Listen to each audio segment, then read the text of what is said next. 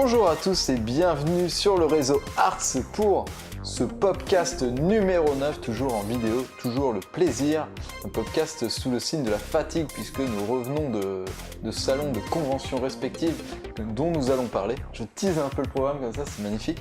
Évidemment, je ne suis pas seul puisque j'ai toujours des gens avec moi. Arnaud. Bonsoir. Voilà, c'était... Lise. Ouais, non, je voulais laisser un petit peu de blanc pour que tu aies l'air gêné. C'était tout simplement ça. D'accord. Et bien, c'est réussi. Ouais, merci. Je m'en vais direct parce que je suis trop gêné. De l'autre côté, nous avons Thibaut. Ah, Ouais, bonsoir. c'est vrai que j'ai pas fait République. Je suis content d'être de retour en tout cas. Oui, c'est vrai que tu n'étais pas là. Tu étais parti en mission d'exploration à Paris la semaine dernière. J'ai été tester la drogue des banlieues. Il l'a dit, voilà. Nickel. Et j'ai à côté. Oui. Oui, bonsoir. Oui, surtout que la drogue des banlieues nous fera un dossier sur Sci Fantasy qui Exactement. arrivera bientôt sur les mondes hallucinés de Exactement. sous drogue. Enfin bref. Nous allons évidemment faire le tour de l'actualité comme nous en avons coutume des 3 sites internet que compose le réseau Arts, comicsblog.fr Arts, scifantasy.fr Arts, je vais le dire à chaque fois, du coup c'est un gimmick, et 9eart.fr. Mais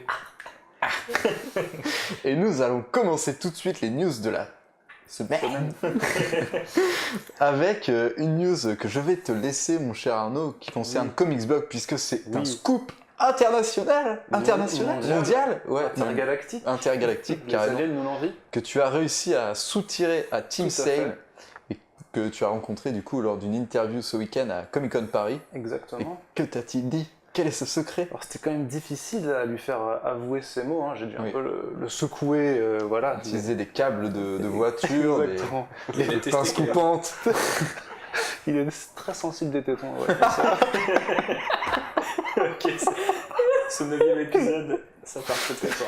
Non, donc voilà, j'avais un bonhomme au demeurant très sympathique, ce Team Sale, quoique un peu fatigué, on l'a fait à 10h quand même, Ouais. donc c'était difficile pour tout le monde. Et donc il m'a appris au terme d'une interview où je lui demandais quand même ses futurs projets, puisque ces derniers temps il s'est limité en fait, et un peu volontairement à faire des couvertures simplement, notamment pour le titre de Batman, DC Rebirth. Donc il m'a dit qu'il est en discussion actuellement pour 2 nouveaux projets Batman, donc un avec Tom King qui est le scénariste actuel du titre Batman, et un autre avec Kyle Higgins qui est l'actuel scénariste de la mini-série Nightwing The New Order, et je lui ai donc bien demandé s'il s'agissait de faire du travail intérieur, donc des planches et pas juste des covers, et il me l'a confirmé. Donc, reste à savoir quand ça arrivera, ça c'est certain, puisque on va dire que notamment s'il a pris un peu de recul sur l'industrie, c'est parce que ça l'avait beaucoup fatigué, qu'il avait plus envie de tenir des cadences trop soutenues, donc je suppose qu'on ne verra pas ça avant peut-être 2 ans, je dirais. Facilement, après ça dépend, hein, ça peut être un one-shot, une mini ou un original graphic novel. La nature du travail est tout à fait inconnue. Ouais, Voilà. on n'avait plus assez d'électricité pour le Exactement. La batterie Comic-Con était à plat. Mais ouais, peut-être pour Tom King, un one-shot pendant son run Batman quand même. Un one-shot où j'imaginerais bien, vu qu'il a quand même commencé, enfin il s'est habitué à faire des collaborations avec pas mal d'artistes de renom, à faire des cours d'histoire dans des formats anthologiques. Genre je verrais très bien par exemple faire une histoire dans un Batman annual, tu vois. Ouais, carrément. Carrément là-dedans, tu vois. Pour Kyle Higgins par contre c'est un peu plus, c'est un peu plus incertain quoi. Parce que surtout Kyle Higgins sur Batman, il a pas vraiment. Enfin, il a écrit périphériquement Batman. Ouais, quoi, mais, il faisait Nightwing, il a quand même, il s'occupe aussi de l'univers Beyond, donc il avait une certaine écriture aussi de Bruce Wayne, tout ça. D'ailleurs, il me semble que Kyle Higgins, c'est celui qui a fait un arc assez terrible, suite de Mask of the Phantasm, qui est ultra glauque en fait pour l'univers et qui accent. Enfin, si tu trouves que Bruce Timm parfois est glauque dans ses dernières propositions, faut que tu lises cet arc-là. C'était assez chaud. Aïe. On parle de grossesse, avortement avec Batgirl et tout ce genre de choses, quoi. Ah. Donc, je n'en dis pas plus, c'était assez difficile. bien, on a hâte de découvrir ce sur quoi ils planchent tous les deux alors. Ça va être assez Ce sera sympathique. très joyeux, oui, n'en pas sûrement. douter. Et du coup, vous pouvez retrouver l'interview finalement de Team Cell, qui est déjà disponible sur comicsblog.fr. Une belle vidéo d'ailleurs, un bel entretien assez intéressant, mais même si on avait un temps assez court pour faire les interviews, il était quand même assez bavard, donc ça fait plaisir.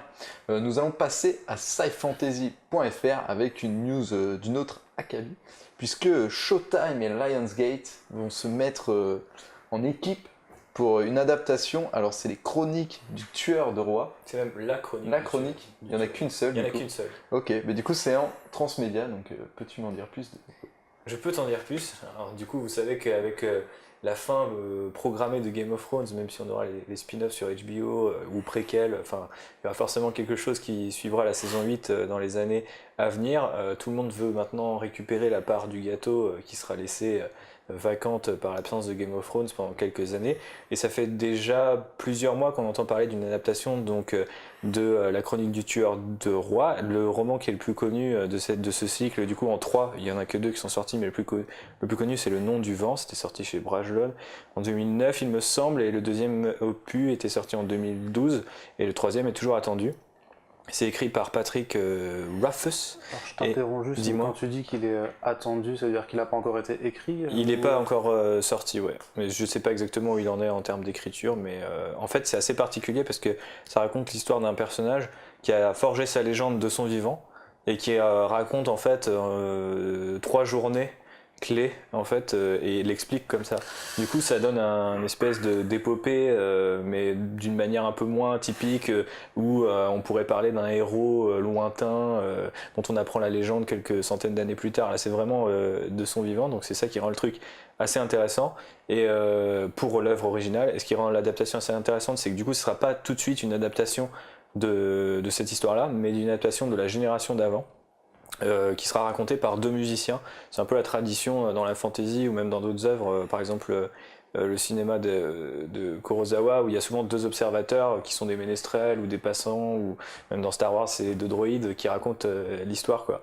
Donc là a priori ce sera plus dans cette forme là qui racontera l'histoire à cette époque. Ça se passe dans le même monde et du coup c'est transmédia parce qu'il y a une série qui est en prévision chez Showtime, donc, et il y a un film qui est en prévision chez Lionsgate, sachant que le studio Lionsgate a aussi sa branche TV avec qui il travaille du coup pour diffuser cette série de fantasy du coup sur Showtime, parce que je ne l'ai pas précisé mais je pense que tout le monde aura compris qu'il s'agit de fantasy.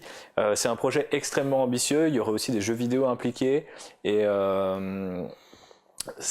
ils ont déjà une équipe de production qui est assez intéressante, qui parlera pas forcément à tout le monde, mais si vous avez envie d'en savoir plus, je vous incite à passer sur la news. On sent qu'ils ont monté un projet parce qu'on avait eu la rumeur il y a quelques mois. Enfin, c'était pas une rumeur, c'était plus c'est en cours, ils vont le faire. Et au final, on se disait c'est complètement taré, ça arrivera pas tout de suite. Et je pense que le fait que Game of Thrones galère a priori a déjà annoncé l'après la saison. Alors après la saison 8 arrivant en 2019, l'après ce sera pas avant 2020 ou 2021. Je pense qu'ils se disent il y a peut-être moyen entre le spin-off et la fin de Game of Thrones de se placer et de capter un peu cette audience. Et je pense qu'il y aura forcément des gens qui vont se planter. La plupart n'oseront pas le tenter, mais là Showtime plus Lionsgate et une grosse équipe de prod, ça veut dire qu'ils veulent y aller quand même à fond. Après, ce genre de projet transmédia, même si je trouve ça hyper cool, il n'y a personne qui a réussi à s'imposer comme ça, et même Star Wars, qui n'a jamais été vendu comme un projet transmédia, mais qui le devient, a quand même du mal à gérer cet aspect-là. Donc c'est quand même la plus grosse franchise de tous les temps, et il se plante sur certains trucs, donc à voir. Mais je trouve l'idée intéressante. Ouais, je t'avoue que... C'est marrant parce qu'il pousse le vice jusqu'à aller reprendre une œuvre qui, comme Game of Thrones, n'a toujours pas achevé sa publication. Je sais pas si c'est voulu ou pas. C'est peut-être une sorte de gimmick dans le prochain temps, on prend des bouquins pas finis, on en fait des adaptations. Bah, c'est vrai qu'en plus, là, en plus, ils prennent d'autant plus de liberté qu'ils vont commencer avant. Mais s'il y a une série et un film, et qu'au final, ça se passe, tu vois, l'idée que c'est 3 journées, le cycle de bouquins, tu peux te dire ça fait une trilogie, et avant t'as la série, et après t'as les jeux vidéo. Tu vois, mais bon, ça paraît très très ambitieux. Si peut-être que les auteurs de maintenant sont influencés par des médias plus modernes et du coup écrivent d'une façon peut-être plus cinématographique ou plus sérielle. Ouais, feuilletonnante. Feuilletonnante, voilà, merci. Et du coup, forcément, les mecs qui veulent adapter ça s'y retrouvent. Et forcément, si c'est des trucs plus contemporains, enfin plus modernes, ils sont peut-être pas finis puisque les gars sont encore en cours, donc peut-être une logique aussi que les médias se répondent entre eux, quoi. Et tu parlais de jeux vidéo, tu sais quel genre ce sera ? Non, pas du tout. Ils ont vraiment, en plus, la news insiste beaucoup sur la série qui, à mon avis, est la première étape. Et derrière, ils disent il y a un film de prévu et des jeux vidéo. Et en fait, plus t'avances dans la news, et moins tu sens que c'est genre priorité sur la série et par la suite on verra. Et à la rigueur, c'est peut-être la bonne façon de faire parce que tu sens qu'ils veulent pas non plus mettre la priorité sur le reste. D'abord imposer leur univers sous forme de série comme Game of Thrones. Voir si ça marche, s'il y a du bif qui rentre pour développer par exemple le jeu, tu vois. Vous aviez fait le jeu vidéo tel Game of Thrones ou pas ? Non, Non. J'ai fait un épisode, je crois. C'est relou, hein. Oui, C'est assez mauvais. oui, c'était assez mauvais. Mais là, ouais, c'est un effet d'annonce encore. On n'arrête pas de parler des effets d'annonce. Clairement, c'est un peu le cas, tu vois. C'est lancer un gros projet pour ça a l'air incroyable. Mais là où je trouvais que c'était intéressant, c'est qu'il y aura forcément une guerre pour récupérer, dans cette, surtout s'il y a un intervalle entre la fin de Game of Thrones et les débuts des spin-offs. Je pense qu'il y aura vraiment une guerre de qui va se positionner. Ça arrivera peut-être au cinéma, c'est pas forcément à la télé. La fantasy aujourd'hui, elle existe quasiment plus au cinéma. Et on sait qu'il y a pas mal de trucs qui se préparent. Chez Warner Bros, ils préparent Donjons et Dragons, qui veulent vendre comme un gardien de la galaxie, mais version fantasy, etc. Il y a tous des projets comme ça qui sont dans les starting blocks, et ça va être au premier qui va dégainer. Et je pense qu'ensuite, on va avoir une année où on va faire, comme au début des années 2000, on va faire des news sur un tel rachète Monopoly, un tel rachète Bataille Navale, un tel. Tu vois, genre, une fois qu'une tendance se crée, tout le monde va y aller. Et au final, il restera qu'une ou deux œuvres sur la fin, quoi. Ouais, donc Si ce n'est que juste Game of Thrones. curieux quoi. Et petite date de lancement Pas une du fenêtre tout, mais non. Ok. Mais je pense qu'on aura les premières infos l'année Oui. prochaine. De toute façon, on continuera de vous en parler, donc Bien vous entendu. saurez ce qui se passe autour de ce projet. Et nous allons passer à 9e art avec Liz et Sean Murphy. Quel suspense! Ah oui, elle m'a demandé de ménager le T'as suspense. spoilé le contenu de Il faut savoir que Mais c'est arrêtez, une nouvelle oh, exclue putain. par contre, je peux dire au moins ça, puisque tu l'as rencontré à Quai des Bulles Oui. et il t'a lâché une exclue. Tout à fait. Quelle est-elle? Et bah, comme Arnaud, en fait, je suis allée grappiller les news au cours de petites interviews et je sais pas si vous aviez vu, mais bah oui, c'est ce que t'as fait, non? Oui, non, mais Oui, ok. je vais demander quelle méthode as-tu utilisée. Je lui ai parlé. On se Et, balance des tips comme ça, tu vois, comment Ouais. tu fais cracher les gens. Moi je leur mets des coups de batte par exemple. Ça marche. En interview comme ça. Chacun sa technique. Pauvre Sean. Oui, et donc, je sais pas si vous saviez, mais Sean Murphy était à Quai des Bulles, ce qui est quand même un truc de fou, avec Liber Mero également. Et du coup, j'ai eu l'occasion de faire une interview avec Sean Murphy et je lui ai demandé un peu de me parler de ses futurs projets. Donc, on avait un peu discuté de l'interview en amont avec Alex. On s'était mis d'accord sur qu'est-ce que j'allais lui demander et il m'avait dit demande-lui un peu de parler d'un éventuel projet en France parce qu'effectivement, il est beaucoup apprécié en France et il a eu le nez fin puisque effectivement Sean Murphy songe à publier un bouquin en France et pas de n'importe quelle façon avec le crowdfunding. Du coup, l'idée ce serait en fait de lancer une campagne de crowdfunding en France pour lancer son propre album sans contrainte éditoriale et en fait une fois que ça a bien marché en France le porter aux États-Unis mais chez Image Comics, donc pas cette fois-ci en auto-édition. Et il m'a pas dit de quoi ça parlerait. Le vendre à Image Comics, quoi. Voilà, c'est ça. Il m'a absolument pas dit de quoi ça parlerait, sachant que pour l'instant, il songe à faire un second volume pour White Knight, et il est aussi sur Last Night avec Scott Snyder. Et du coup, il a encore plein de projets qui sont en cours, et il m'a bien dit que ces projets-là étaient importants et qui passaient avant son idée de crowdfunding. Donc, pour lui, c'est totalement à l'état d'incubation. Mais je trouve que c'est une super nouvelle. On en a parlé aujourd'hui sur 9e art. C'est sur les réseaux sociaux où il y a plein de gens qui ont dit moi je participe alors qu'ils savent même pas encore de quoi ça va parler et qu'est-ce que ce sera. Donc je suis hyper hypée. Ce sera sûrement sur les bagnoles. Non. Ouais, Il y a des c'est chances. possible. Mais moi, c'est cool de toute Sur façon. une Dedush ensorcelée. Sur le C'est feeling assez français. stylé. Une adaptation de la coccinelle en... C'est l'adaptation d'ADDX, mais en bande dessinée. Ah, C'est marrant, plus vous parlez, moi je suis hypée. ah non, mais je suis surhypé, hein, au contraire. Tout le monde nous dit ça, c'est bizarre. Mais autant c'est cool d'ailleurs de voir qu'il précise un peu plus son truc parce que c'est vrai que ça fait quelques années quand même qu'il réfléchit à l'idée de lancer un truc en France étant donné qu'on est tous des fans de Sean Murphy ici et du coup ça se précise donc on devrait en savoir bientôt et je pense que Lise trouvera un moyen de savoir en avance quel est ce projet à coup de... Quelle est ta technique déjà? Ah non, toi c'est le seau d'eau et tu mets la tête dedans, c'est ça? Exactement. Oui, c'est ça. Mais par contre, Ouais, exactement. on est navré pour Urban, quoi. On s'attendait à ce que ça sorte chez eux, et puis finalement, visiblement, ils songent pas à ça. Alors, après, il peut encore changer ses plans, mais... Après, c'est une bonne manière de travailler. Je trouve que c'est un peu dans la mouvance des façons de travailler aujourd'hui des artistes qui essayent de se détacher le plus d'éditeurs et de tiers en fait qui pourraient avoir un rôle à donner sur leur travail et faire des petites ingérences qui font toujours du mal. Et du coup là, le fait qu'il arrive à s'en passer et qu'il décide de travailler sur un projet bien à lui, je trouve que c'est une meilleure façon, tu vois, de travailler, parce que ce sera vraiment un truc qu'il voudra et dans la forme dont il voudra, donc je suis chaud dessus. Puis Urban s'est pas encore lancé dans l'édition de création C'est originale. l'un des rares éditeurs de comics en France, Oui. d'ailleurs. à ne Bah pas après, l'avoir fait, quoi.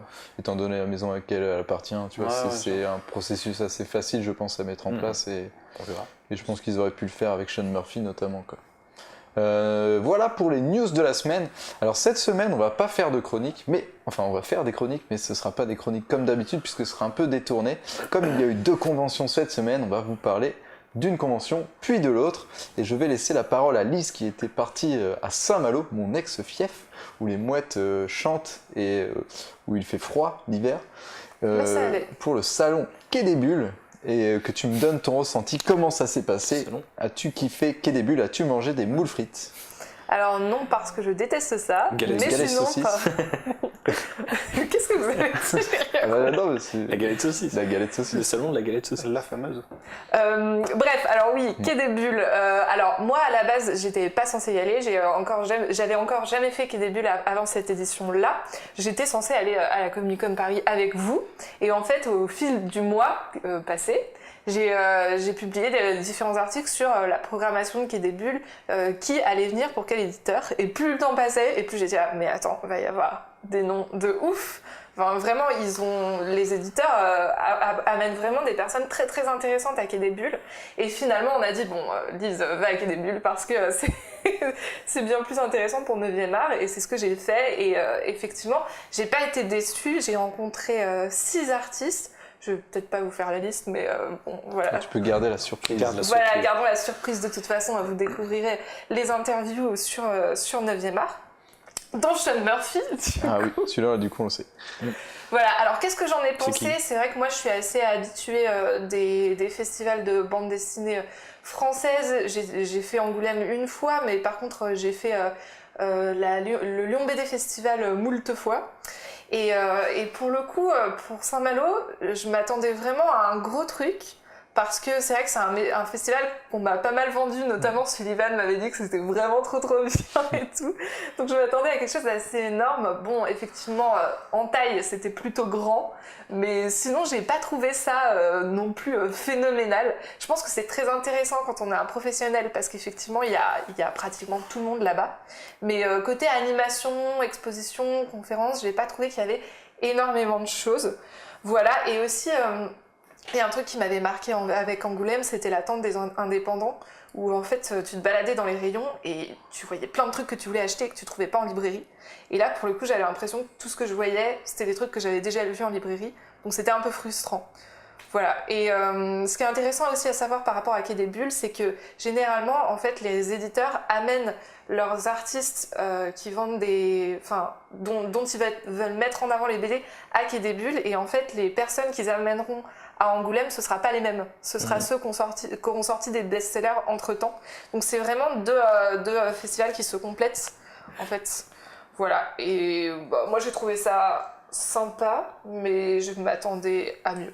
D'accord. Est-ce que tu as vu l'exposition grosserie qui avait l'air assez impressionnante? Non, je l'ai raté. Comment? J'ai vu après coup, et en fait, sur le coup, j'avais pas vu, et c'est après que j'ai appris quel il était.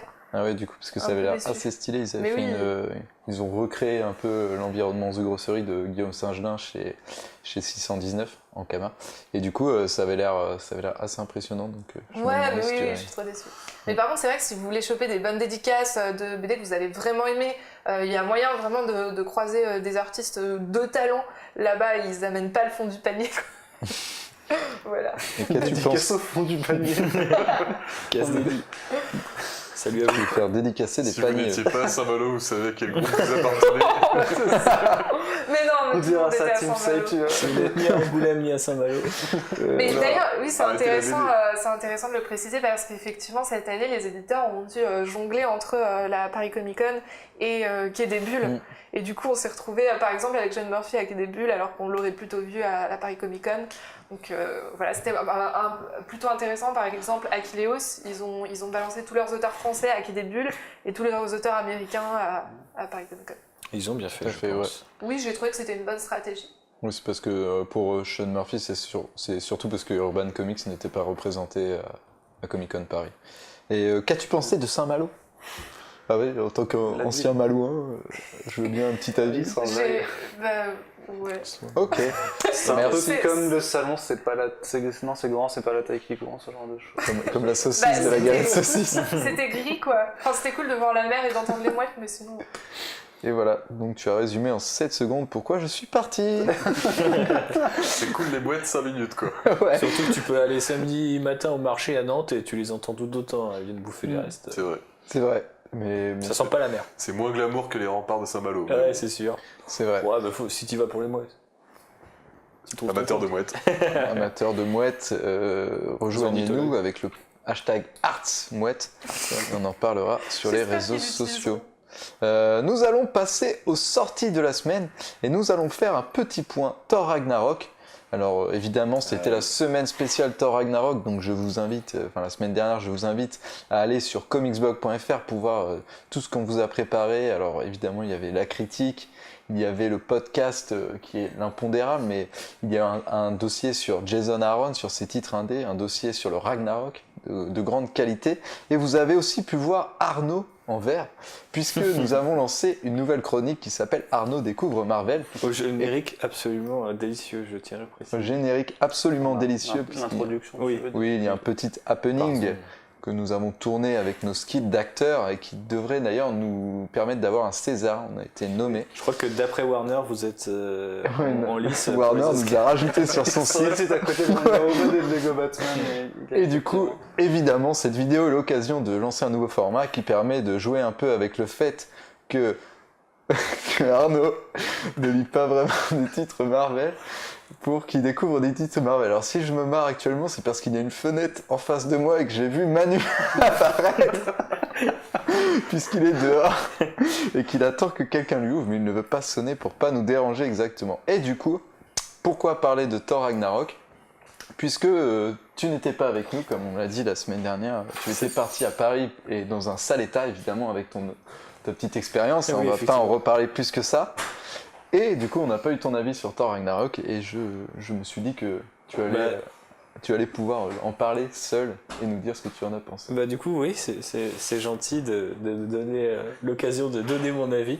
Je pense qu'il différera pas beaucoup, j'ai rattrapé un petit peu, j'ai pas terminé le podcast que vous avez enregistré mais du vôtre. En fait, effectivement c'est le meilleur Thor des trois, mais ça veut pas dire grand chose étant donné la qualité et 2 le manque de consistance de cette trilogie. J'ai trouvé que ce qui était amusant de remarquer, c'est que les films Marvel Studios deviennent de moins en moins des films centrés sur leurs personnages et de plus en plus des films centrés sur leur univers. Et c'est assez intéressant de voir le fait qu'on vogue entre des objets, des héros, des lieux qu'on a déjà vus dans différents films qui parfois sont pas exactement, ils ne viennent pas forcément que de la trilogie Thor. Et je trouve ça super agréable en fait d'avoir ce sentiment qui est celui qui récompense les lecteurs de comics qui lisent plusieurs séries en même temps. Et je trouve que commencer à l'avoir au cinéma avec Civil War, c'était un petit peu l'évidence, et Avengers aussi, mais là par exemple sur Thor Ragnarok, je trouve que c'est vraiment plaisant. Ça donne un peu l'impression d'un petit event où on va avoir, je sais pas ce qui est spoilant ou non, donc je vais pas rentrer dans les détails, mais je pense que les gens qui ont vu le film verront ce que je veux dire. Et après j'ai trouvé que c'était amusant et visuellement c'était plutôt cool. Amusant, trop grave. C'était amusant. Non, c'est vrai que c'était amusant. Non, mais en fait, j'ai un problème avec le film, c'est que j'ai trouvé toute la première partie assez pénible.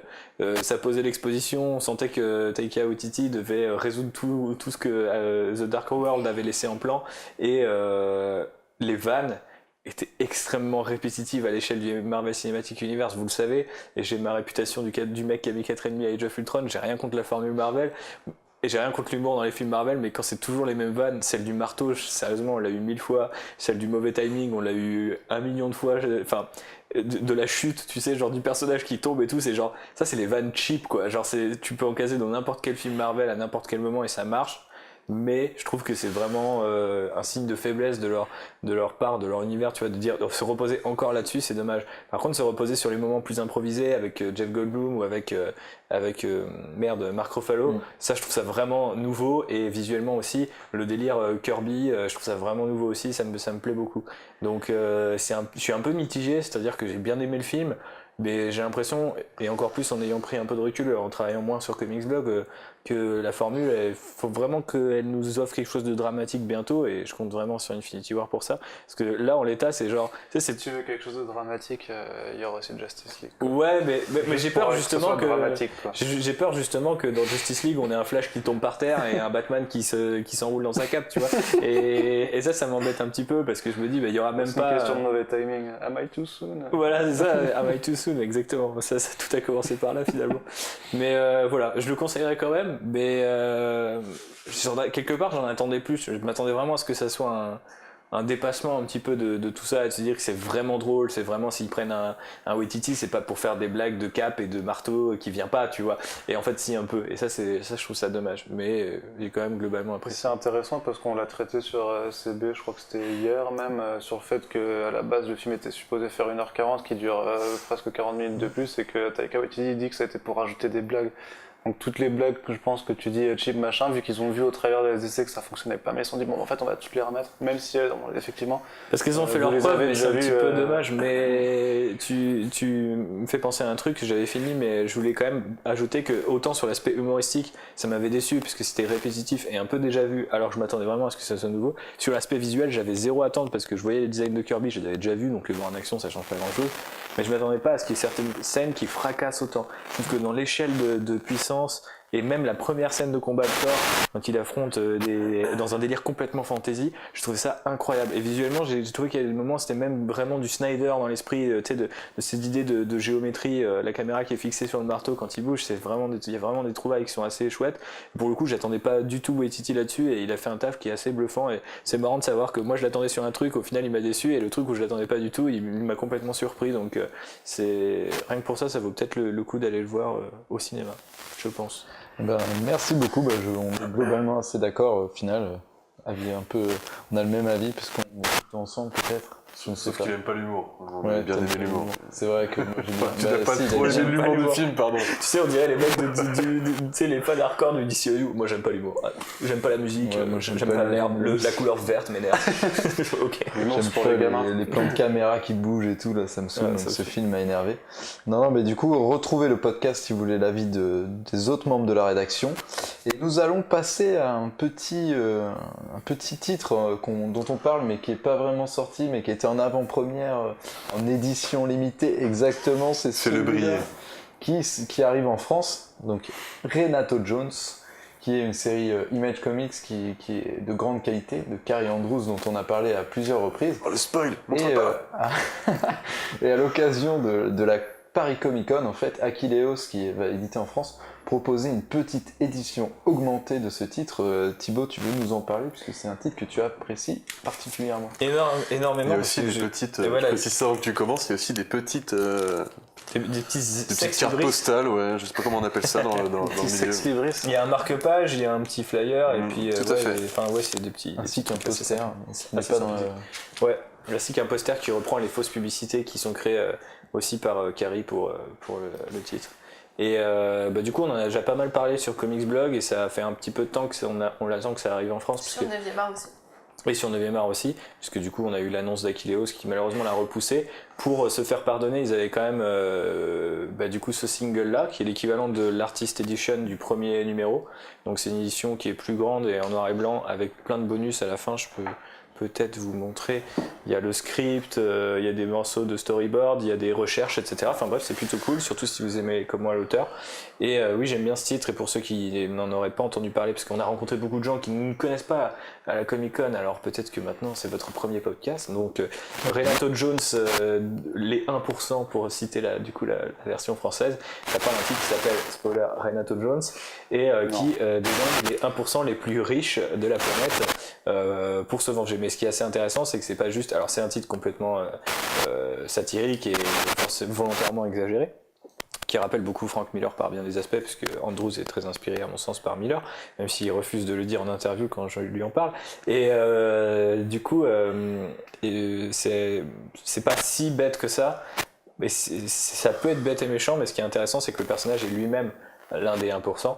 issu en fait d'une famille C'était très peut-être riche. un peu spoiler ça quand même, non? Non, c'est pas spoiler, c'est le pitch de base. Et du coup, c'est un petit peu une sorte de combat de l'intérieur. Et il y a forcément aussi un combat interne, lui, par rapport à voilà, sa position, qu'est-ce qui lui donne le droit de faire ça, et qu'est-ce qui donne le droit aux super riches de faire des super trucs vraiment crado. C'est hyper dynamique. Moi, je trouve que c'est parfois un peu décousu dans la narration, surtout là sur la deuxième saison.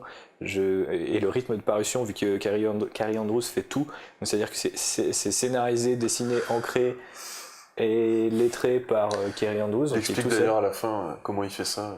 Ouais, Il explique à très l'aide bien, du numérique notamment. Et du coup, C'est juste pour gagner du temps, dit-il. Ouais. C'est pas pour perdre de la qualité. Exactement, mais c'est vrai parce que quand tu fais tout, enfin, je crois que c'est le dernier artiste depuis des années. Enfin, j'avais noté le record dans un des articles, c'est quand il avait fait la même chose sur Iron Fist.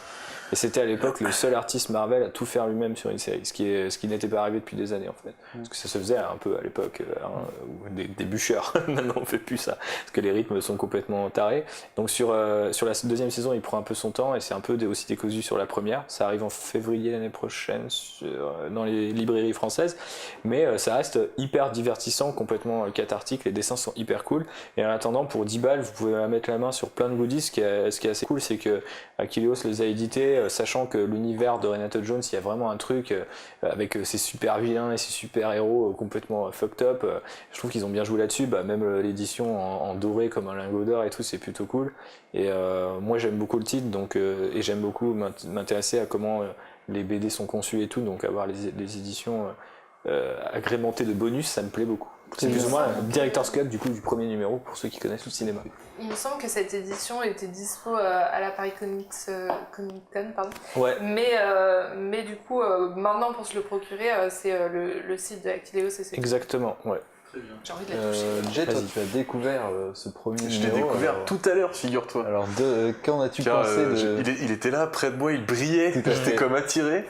Et je connaissais, Super, vous en aviez déjà parlé, donc je connaissais un petit peu le pitch, et c'est forcément un sujet qui m'intéresse, puisque je ne fais pas partie, moi personnellement, de ces 1% Personne à cette table, je crois. les plus riches de cette planète, effectivement, personne ici. Et du coup, de là à les Vous savez buter, pas je ne sais pas, mais l'idée peut être intéressante, car effectivement, il gangrène le monde. Et c'est marrant, quand c'est un peu ce qu'expliquait Thibaut tout à l'heure, son histoire de vengeance, enfin le côté personnel de l'histoire, va le permettre de faire... Enfin, de réaliser le côté horrible du meurtre, enfin vraiment dessous des dégâts, quoi. Je pense qu'il faut un petit peu de trip quand même pour aller jusque-là. Et après, il trouve une raison à tous ces actes aussi dans le fait qu'effectivement les 1% les plus riches de la planète continuent de s'enrichir au détriment des 99 autres pourcents. Et ce mélange-là est hyper intéressant, je trouve. Le fait que le gars ait un truc personnel et en même temps qu'il œuvre pour une cause plus grande que lui, ça donne un savant mélange et c'est assez nerveux, ça va vite, c'est vrai que c'est parfois un peu confus, mais j'aime bien. Puis ouais, effectivement, les méchants qui ont des petits trucs en plus auxquels tu t'attends pas, le fait qu'ils soient riches leur donne vraiment tous les pouvoirs, plus qu'encore que dans la vraie vie, quoique je ne sais pas, je suis pas dans ce cercle-là, mais... Mais je vois assez bien de ça parce que là c'est que le premier numéro, du coup quand vous aurez le tome 1 en entier, vous allez voir qu'il y a une espèce de mélange de Iron Man et de Batman qui est du coup l'archi-vilain de la série. C'est Batman meets Iron Man, c'est le même archétype, c'est même pas poussé à l'extrême, c'est juste un mec qui a une armure et une cape et il agit il répond directement au président des États-Unis du coup quoi. Ok. Forcément, le milliardaire parmi les milliardaires quoi. Je suis curieux du coup de la suite. Très bien. Tu as découvert aussi Black Hammer Oh yeah! de Jeff Lemire et tu vas nous dire ce que tu en as pensé de ce tome 1, sachant que Je fais le Arnaud test. l'a aussi critiqué la semaine dernière. Donc, non. Ah non, c'est pas à toi? Il faut C'est rendre Corentin. à César ce qui appartient à César. C'est à qui? C'est Corentin. Ah, c'est Corentin. Ben, autant pour moi, les gars. Donc, tu ne veux pas en parler? Tu n'as pas lu? Ben non, justement. Eh bien, tu n'en parleras pas. Mais moi, j'en Non. glisserai un mot alors pour la suite. Autant pour moi, on coupe et on se retrouve après. Ah, merci, tu peux. Non, coupe pas. on laisse tout. Je vous ai tous mailé. J'ai effectivement lu Black Hammer et c'est pareil, c'est hyper intéressant. Alors après, pour un néophyte comme moi des comics, on voit bien que le gars, enfin Jeff Lemire a toute une digestion du super-héros, de de sa mythologie, de comment t'en viens à être un super-héros, les motivations, tout ça. Il retourne un peu ça. Alors je suis pas hyper expert, donc j'ai quand même compris qu'il voulait parler de ça, c'est assez simple de s'en rendre compte. N'empêche, tous les personnages sont exquis, je trouve. Ça forme une espèce, c'est des personnages, je vais peut-être pitcher un petit peu, c'est des super-héros qui, après avoir affronté un genre de Galactus, on peut dire, je pense, l'anti-dieu, je crois qu'il l'appelle, en français, et ils se retrouvent piégés dans une ferme, en fait, qu'ils peuvent pas quitter, dans une espèce de campagne. Ils savent pas où ils sont, pourquoi ils y sont, mais ils sont là, et du coup, ils forment une espèce de famille un peu dysfonctionnelle. Et c'est assez amusant de les voir. Certains sont heureux de cette situation, d'autres pas. Ils vont devoir gérer cette nouvelle vie de super-héros, mais pas trop. Et on a aussi des flashbacks sur ce qu'ils faisaient quand ils étaient effectivement super-héros. Alors c'est encore plus marrant parce que on a cette impression un peu Power Rangers d'une ville en carton, de 4-5 super-héros et d'un grand méchant. Et c'est jamais trop développé, il n'y a pas vraiment le côté humain de la ville. Ce qu'elle faisait, je trouve, c'est très axé autour d'eux. Mais le dessin est génial aussi, c'est une espèce de ces yeux mi-clos parfois qui laissent, qui disent pas tout et tout. Je trouve ça hyper cool. Et chaque numéro, enfin chaque chapitre, on va dire, je sais pas comment on dit du coup, va présenter un des héros de cette étrange famille constituée par hasard. Et c'est hyper bien, les motivations sont hyper cool. Et on arrive aussi sur un twist assez intéressant sur pourquoi ils sont là. Bah, de toute façon, c'est le fil rouge. Hein, et je trouvais ça assez excellent. Il y a des designs, ouais, on peut voir le design de ce personnage-là que je trouve diaboliquement génial. Qui est une espèce de robot des années 70, un design de robot des années 70 et qui fonctionne quand même. C'est une femme d'ailleurs. Enfin, c'est un robot féminin. Jeff Lemire adore les robots. Ouais. Ça se voit. Et oui, du coup, un titre écrit par Jeff Lemire, du coup, qui est sorti chez Dark Horse. Et ce qui est un peu génial, c'est que Jeff Lemire est déjà un génie de l'écriture. Hein. On n'arrête pas de le répéter à chaque fois qu'il sort un truc. Et là, en fait, il sert un peu son super-héroverse à lui, qui permet en même temps de faire la synthèse sur l'histoire du comics. Et qui a vraiment, pour moi, on pourrait même le comparer à Hellboy, tu vois, dans une mesure un peu haute, mais dans le sens où en fait il commence à étendre son univers, parce qu'il y a un spin-off qui est sorti la semaine dernière en VO et tout, et que lui-même va en fait reprendre des gimmicks de l'histoire du comics, donc les crises et tout, puisque la série va reprendre avec une crise bientôt. Mais c'est un peu un gimmick justement, ou en tout cas une sorte de rythme de passage pour beaucoup de scénaristes, oui, exactement, que d'inventer leur propre univers de héros. Je pense à Warren Ellis ou même Hellboy, tu vois, quelque part. Et ou à tant d'autres, c'est Mark Waid aussi qui a créé plein de super-héros comme ça à part. Mais c'est pas donné à tout le monde de le faire avec autant de talent. Bah c'est clair. Et du coup, Jeff Lemire prouve encore une fois que c'est un auteur brillant et profitez-en puisque ce premier numéro 10 € seulement qui est chez votre disponible marchand chez de journaux. Urban Comics, exactement, est disponible à 10 € et encore une fois, bah, c'est vraiment cadeau pour 10 €, vous offrez Et pour le une coup, grosse galette. celui-ci, on lui a mis 10 sur 10. Oui, sur c'est vrai qu'il a 9e eu la note parfaite de la part de Corentin. Voilà, du coup, et c'est assez rare, un euro c'est point. rare qu'on mette des 10 quoi, et du coup j'ai lu la critique en mode 10 t'es sûr? Et effectivement à la fin de la critique j'étais genre ouais ok on va pas changer la note en fait. Non, mais c'est vrai que c'est brillant et qu'il y a beaucoup de niveaux de lecture et c'est le genre d'œuvre qui restera sûrement longtemps dans le top des trucs qu'il faut lire quand on aime le comics. C'était couronné d'un Eisner Award cette année. Ouais, donc c'est la preuve que c'est bien fait. Et les bonus sont sympas, les petites expliquées, la postface de Lemire est assez intéressante aussi, où il explique que le projet est assez vieux, il en avait pensé en 2006 je crois, ça 2006 ou 2007, et qu'il avait pris par d'autres projets, il avait pas pu développer ça, et il sentait qu'il fallait de la maturité pour faire ce genre de choses, et bah très bien, il a bien fait d'attendre parce que c'est assez excellent quand même. Mais c'est encore la preuve que Jeff Lemire maîtrise de nombreux styles et ne cessera jamais de nous surprendre, et pour moi ça pourrait être presque son Watchmen à Jeff Lemire, et du coup rien que pour ça c'est... La métaphore est lâchée. Les superlatifs sont métaphore, dingues. Non, mais ouais. c'est aussi par rapport à Denis, c'est juste qu'entre temps, il a bossé chez les Bixou, donc il a vraiment pu s'approprier aussi avec son travail dans le super-héros mainstream, en plus de faire ses propres projets indés. Tu l'as dit. Le mec a fini, il ne veut plus parler. En bien. fond d'air qui m'a Du coup, voilà pour Black Hammer, franchement, sauter dessus, c'est vraiment Chez Urban. un immanquable. Ouais, chez Urban, prenez-en 10 balles. plusieurs, ça ferait des cadeaux de Noël assez incroyables à Et tous pas les cher, gens 10 que balles. vous aimez.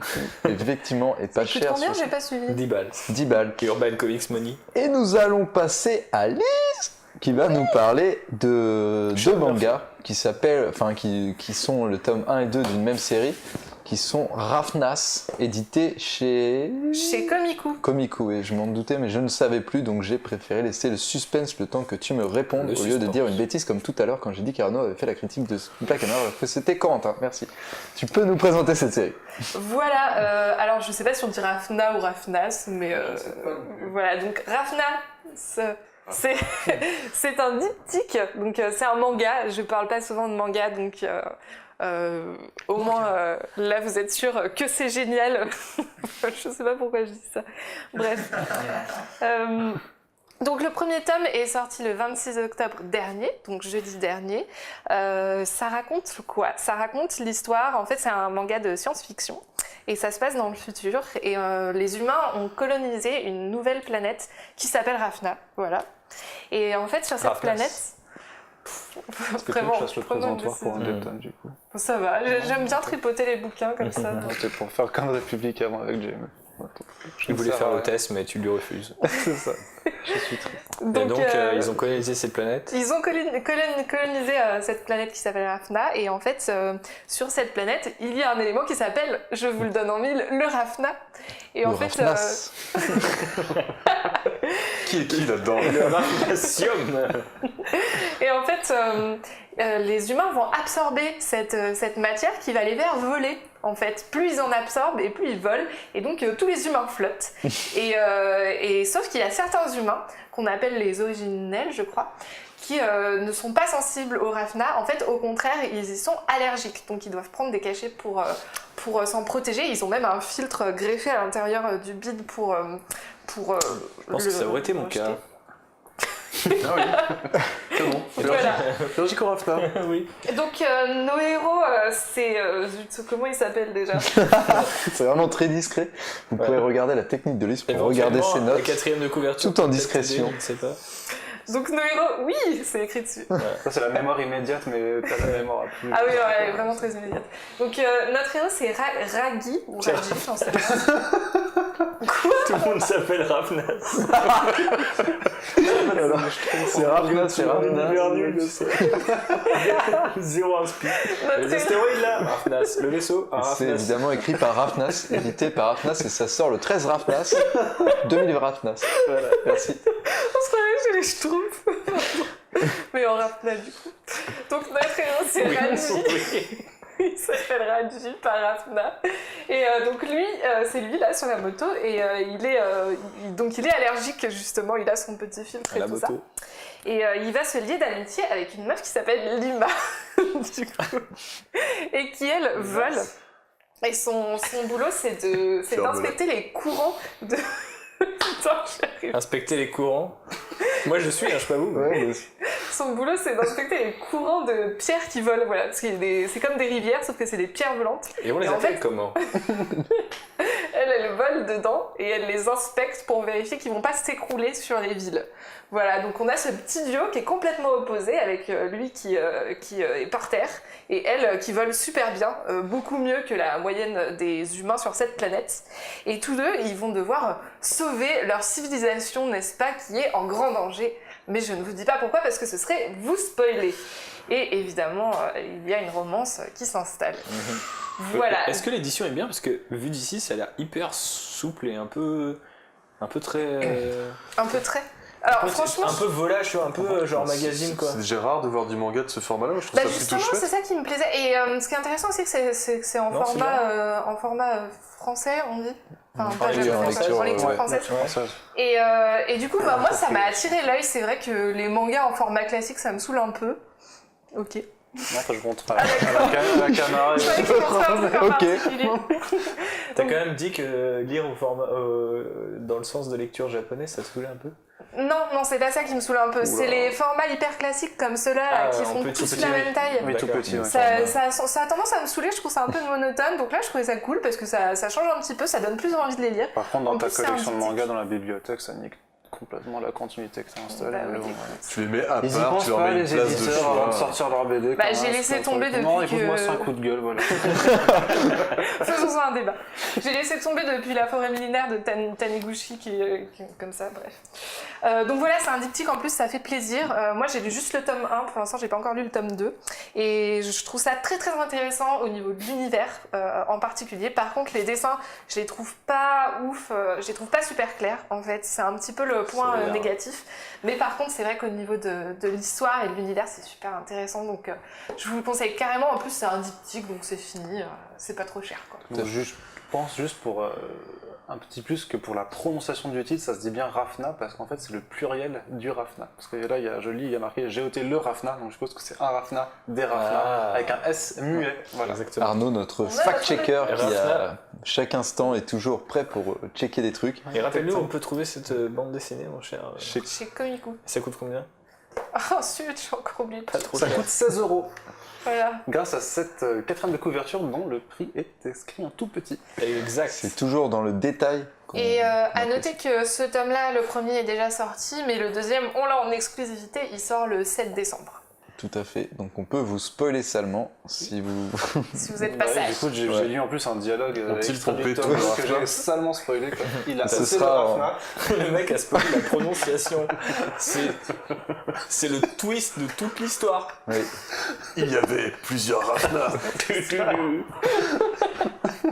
Voilà, donc je vais reprendre le contrôle de cette émission. Il est temps. Nous allons parler, non en fait nous allons pas en parler, mais nous allons bientôt vous parler de Stranger Things saison 2, puisqu'évidemment c'était l'événement de Du cette week-end. semaine, qui d'ailleurs a donné lieu à un stand incroyable à la Comic Con Paris, où Putain, nous avons ouais. vu les enfants.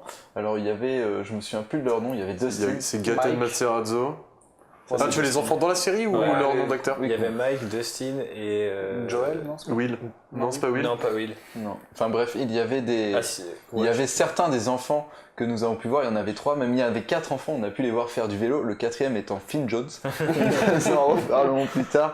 Mais bref, et du coup, la saison 2 de Stranger Things, évidemment, vous vous demandez quel est notre avis, et nous allons pas vous le donner tout de suite, puisque un podcast est en préparation, un podcast spécial qui sera tourné en début de semaine prochaine. si Début de je ne me semaine trompe pas. prochaine, et en attendant, vous pouvez vous sevrer avec les récaps de Manu tous les jours sur Sci Fantasy, qui a eu le courage de faire un récap par jour. Mais je pense qu'il ne savait pas ce Vous qu'il ne savez attendait. pas ce à quoi il s'attendait. Donc, Spoiler, il faut du courage pour cette saison 2. Effectivement. Oh là là là. Bah, Comme du il en coup, fallait nous pour en la saison saurons un. plus Non.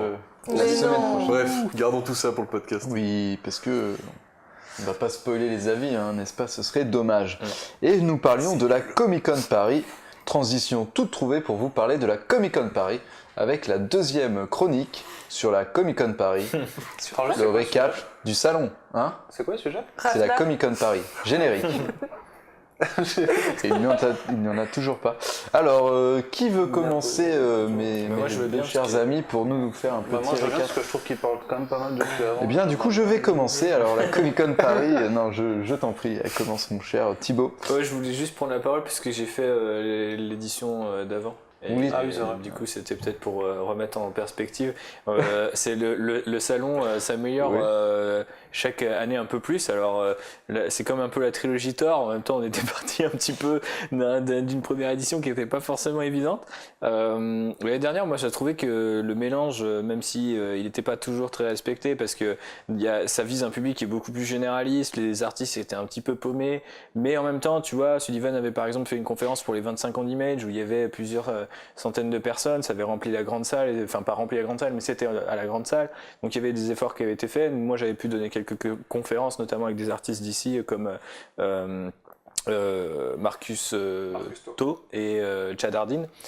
J'ai failli mélanger leurs deux noms respectifs, mais et ça avait fait salle comble dans une petite salle, mais ça faisait quand même une centaine de personnes qui étaient là pour le comics, quoi. Et je trouve que du coup le salon s'est encore amélioré cette année parce que il y a ce côté cool de la Paris Comic Con, c'est qu'ils ont quand même des moyens de faire venir un stand de Netflix comme celui de Stranger Things, c'était hyper cool, et ça donne ce côté un peu ricain, même le stand Canal qui au final c'est un truc Star Wars un peu bidon avec des statues, mais ça, tu sais, ça donne quand même l'atmosphère que t'es dans un truc huge, quoi. Alors après le problème c'est que encore une fois l'équilibre dans la Force est pas hyper bien respecté, même si moi je trouve qu'il y a des efforts qui ont été faits là, pour ceux qui ont fait les 2 éditions ou pour ceux qui ont fait cette édition en tout cas. L'artiste allait, maintenant elle était quand même elle s'étalait quand même vachement donc sur la mezzanine, elle s'étalait quand même en long et tout, c'était assez bien foutu. Si tu pouvais vraiment aller voguer le truc, et je pense qu'en fait dès que t'en avais un petit peu marre d'être dans les allées et entre les stands marchands, tu montais et tu tombais dessus. Alors que l'année dernière, elle faisait le pont entre les 2 mezzanines, donc c'était tout petit. C'est là où il y avait l'expo Marvel aujourd'hui. Donc tu vois, c'était vraiment, il y avait 2 rangées de tables, alors que là il y en avait 4, je crois, et c'était assez cool. Peut-être un peu plus, ouais. T'avais les 2 extérieurs, l'îlot central, t'avais encore des tables aussi un peu. Ouais, voilà, donc ils disposant avaient par quand même bien rapport rempli le truc, et moi je trouvais que c'est assez chouette parce que au final, on pourra dire ce qu'on veut, et oui, il y a des stands de pop, et oui, il y a des stands de fruits secs et tout, mais comme dans n'importe quelle convention, au final, il y avait des trucs plutôt pas dégueulasses. Enfin, après, j'aimerais bien qu'il y ait plus encore plus de trucs sur les comics et sur les invités, etc. Mais je trouve que c'était un peu l'édition de l'équilibre. Moi, j'ai rien en particulier contre ce salon, si ce n'est qu'il est un petit peu cher pour ce qu'il propose, pour les gens qui par exemple voudraient découvrir la chose, c'est mort, quoi, tu vois, ou alors éventuellement tu y vas le vendredi où ça va vraiment être le jour soit de la découverte ou soit au contraire des initiés, c'est-à-dire il y a moins de monde, donc tu peux plus facilement parler avec les gens, et puis si tu cherches les dédicaces tu peux aussi plus facilement les avoir, et puis Encore que, parce qu'il y a certaines personnes qui sont pas présentes tout le temps, que ce soit Ouais, les c'est ça. invités Ça, c'est un peu typique de chaque salon, ou même quoi. certains artistes qui étaient pas Moi, disponibles. je voudrais tout le temps. savoir quelle est la qualité des cosplayers sur ce salon. bah pas mal, Est-elle franchement, supérieure à il y en celle a- de la Japan Expo? Moi, Ça dépend. En fait, ça dépend si tu parles des allées ou des concours, quoi. C'est puisqu'il y a Les allées en général. dans les allées. Moi, je trouve qu'il y a un bon niveau à la Comic Con, hein. Ouais. Et en plus, il y Je sais a. pas si t'as vu le Stormtrooper zombie qui était. Ouais, je l'ai ultra vu. badass, Il y avait quand même plusieurs mecs qui étaient assez impressionnants. Après, on revoit un petit peu. Enfin, moi, je sais que pratiquant un petit peu le cosplay et vivant avec ma chérie qui en fait régulièrement, je reconnais un petit peu les têtes et qui est qui. Tu vois souvent un peu les. Je sais pas si tu l'avais croisé. Je crois qu'il était à la PCE. T'étais là à la PCE? La PCE où on t'avait rencontré? Ou une autre d'après? Une autre d'après. Non, je sais pas là. Non, mais il y a un Chappie, un mec qui est déguisé en Chappie, et quand je revois à chaque convention et tout, et son costume est super impressionnant, mais du coup, il en a fait qu'un. Mais il a vraiment bossé dessus. Comme Moi, je trouve qu'il y a un le bon Batman niveau, quoi. Steampunk aussi, on le voit Il y a souvent vraiment, dessus, hein. ouais, il y a pas mal de trucs, pas mal de gens qu'on retrouve, mais je trouve que globalement, ouais, si tu y vas un petit peu pour ça, pour l'expérience et tout, je pense que c'est un peu toujours cool. Et là, on avait le stand, donc l'avantage c'est de pouvoir être au contact des gens et de capter un petit peu c'est quoi les différentes typologies des gens sur le salon, quoi. Puis les mecs sont super cool parce qu'ils distribuaient des sacs Supergirl à l'entrée. Il est con. Mais c'était la quête. Tu l'as eu d'ailleurs ton sac? Je l'ai. Il est Ah. un peu déchiré, c'est un peu dommage. Mais du coup, je peux pas me balader en ville à Nantes comme ça avec mon sac Supergirl sur le Dommage. dos. Ce qui est très dommage. Toujours rêvé d'être un homme sandwich à la solde de la CW. Mais bon. Tant pis. Une autre fois. Tant pis. Bah, pour ma part, j'étais agréablement surpris, même si évidemment il y a toujours les gimmicks des salons, c'est-à-dire que c'est plus des magasins en vrai que des lieux de célébration de culture, enfin, sauf si on sait où on va picorer, évidemment, grâce aux conférences et notamment à l'artiste allié et tout, enfin, qui permet en fait de vraiment s'immerger dans ce genre de culture, mais bon, Je pense pas que c'est un salon qui te mette qui te laisse tomber sur la culture. Non. Mais je pense que si tu épluches les conférences, si tu vas voir des artistes, si tu connais un petit peu le milieu, ne serait-ce qu'un petit peu, tu peux te faire au moins une, si ce n'est 2 journées, 3 ça me paraît beaucoup, mais tu peux faire une journée vraiment bien remplie et faire des trucs chouettes, quoi. Si tu veux faire toutes les conférences, je pense que vu que c'était quand même le programme était bien chargé à ce niveau-là, et puis Franchement, en plus, tu sais, ouais. les trucs dans la grande salle affichaient complet rapidement, et Mm. tu pouvais pas y assister à toutes. Hein. Stranger Things, il y a plein de gens qui n'ont pas pu y aller, même le truc de Warner au final, il y avait Parce que quelques petits inédits en plus. c'est vrai qu'il y a eu une conférence Warner dans laquelle nous n'avons même pas pu mettre les pieds, mais qui avait des inédits, et notamment quelques images d'Aquaman. Ouais, qui a été présenté, en fait, je pense que c'est les mêmes qui ont été présentés Ouais, à la SDCC cet été. Mais du Ok. coup, vu qu'elles ont jamais fuité, c'est plutôt bien pensé. C'est Ouais. vrai. Bah, Après, c'est les petits plus de la CCP, c'est qu'il y a ce genre de truc un peu tu sens que c'est Read Expo derrière et qu'il y a- Il y avait une scène de Justice League par contre complètement inédite apparemment. Quoi. mais ouais, non, 15 du jours coup, à très tenir. bon salon. Peut-être faire des efforts sur les invités l'année prochaine. Je parle pas d'invités comics parce qu'au final, bon, même si il n'y avait pas en grand nombre le fait d'avoir Tim Sale, Brian Bendis, Jim Chung, Jean-Louis Mast, c'est quand même Scalera. assez impressionnant. Oui, il y avait Matteo Scalera, mais Jean-Louis Mast aussi, quand même. Jean-Louis Mas, très Qui est, impressionnant. voilà, très impressionnant. Et du coup, c'est vrai que ah bah, quand même. Hein. Et du coup, Attends, ouais. Bah, il était à côté de Jim Chung, donc ça veut dire quelque chose, je pense. Et du coup, c'est vrai que ouais, ce qui était assez bien, c'était que l'artiste allé était quand même assez mélangé, même si en même temps, des fois, c'était un peu triste parce que tu voyais des Matteo Scalera qui étaient un peu tout seul des fois, même si ça dépendait Mais des jours en fait. On n'en a pas parlé, mais la star du salon, c'est Don Rosa, quoi. Oui, il y avait Don Ça, Rosa. c'est alors là, exceptionnel par parce que contre, moi, je l'ai vu ouais. à Angoulême et il n'y avait pas autant de gens pour ça. Et j'avais limite l'impression que les gens le reconnaissaient pas, quoi. Ouais. Alors que là, mais c'était ouf le nombre de gens, parce qu'il y a une mezzanine et nous, on était à la mezzanine en face de ouais. l'artiste allé.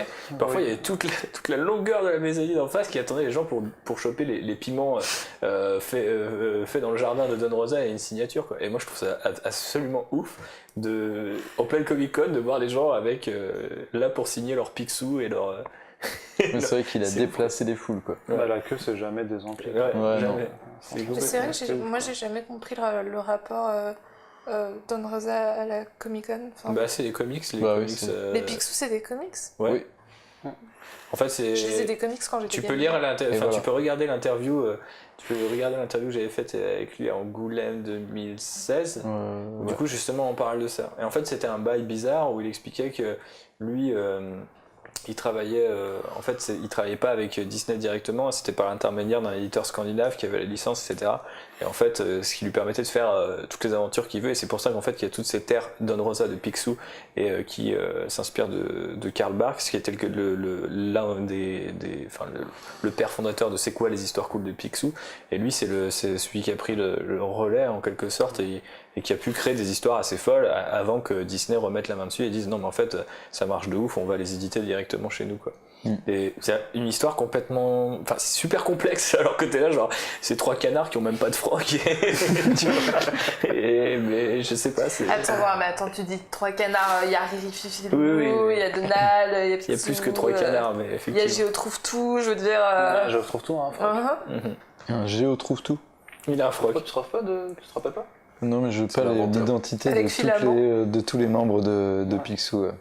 Bah, du coup, très bon. Du coup, bah, bonne progression. C'est vrai que Bah, c'est à un part peu le quelques- salon de la progression, quoi. À part des quelques choses, stands ouais.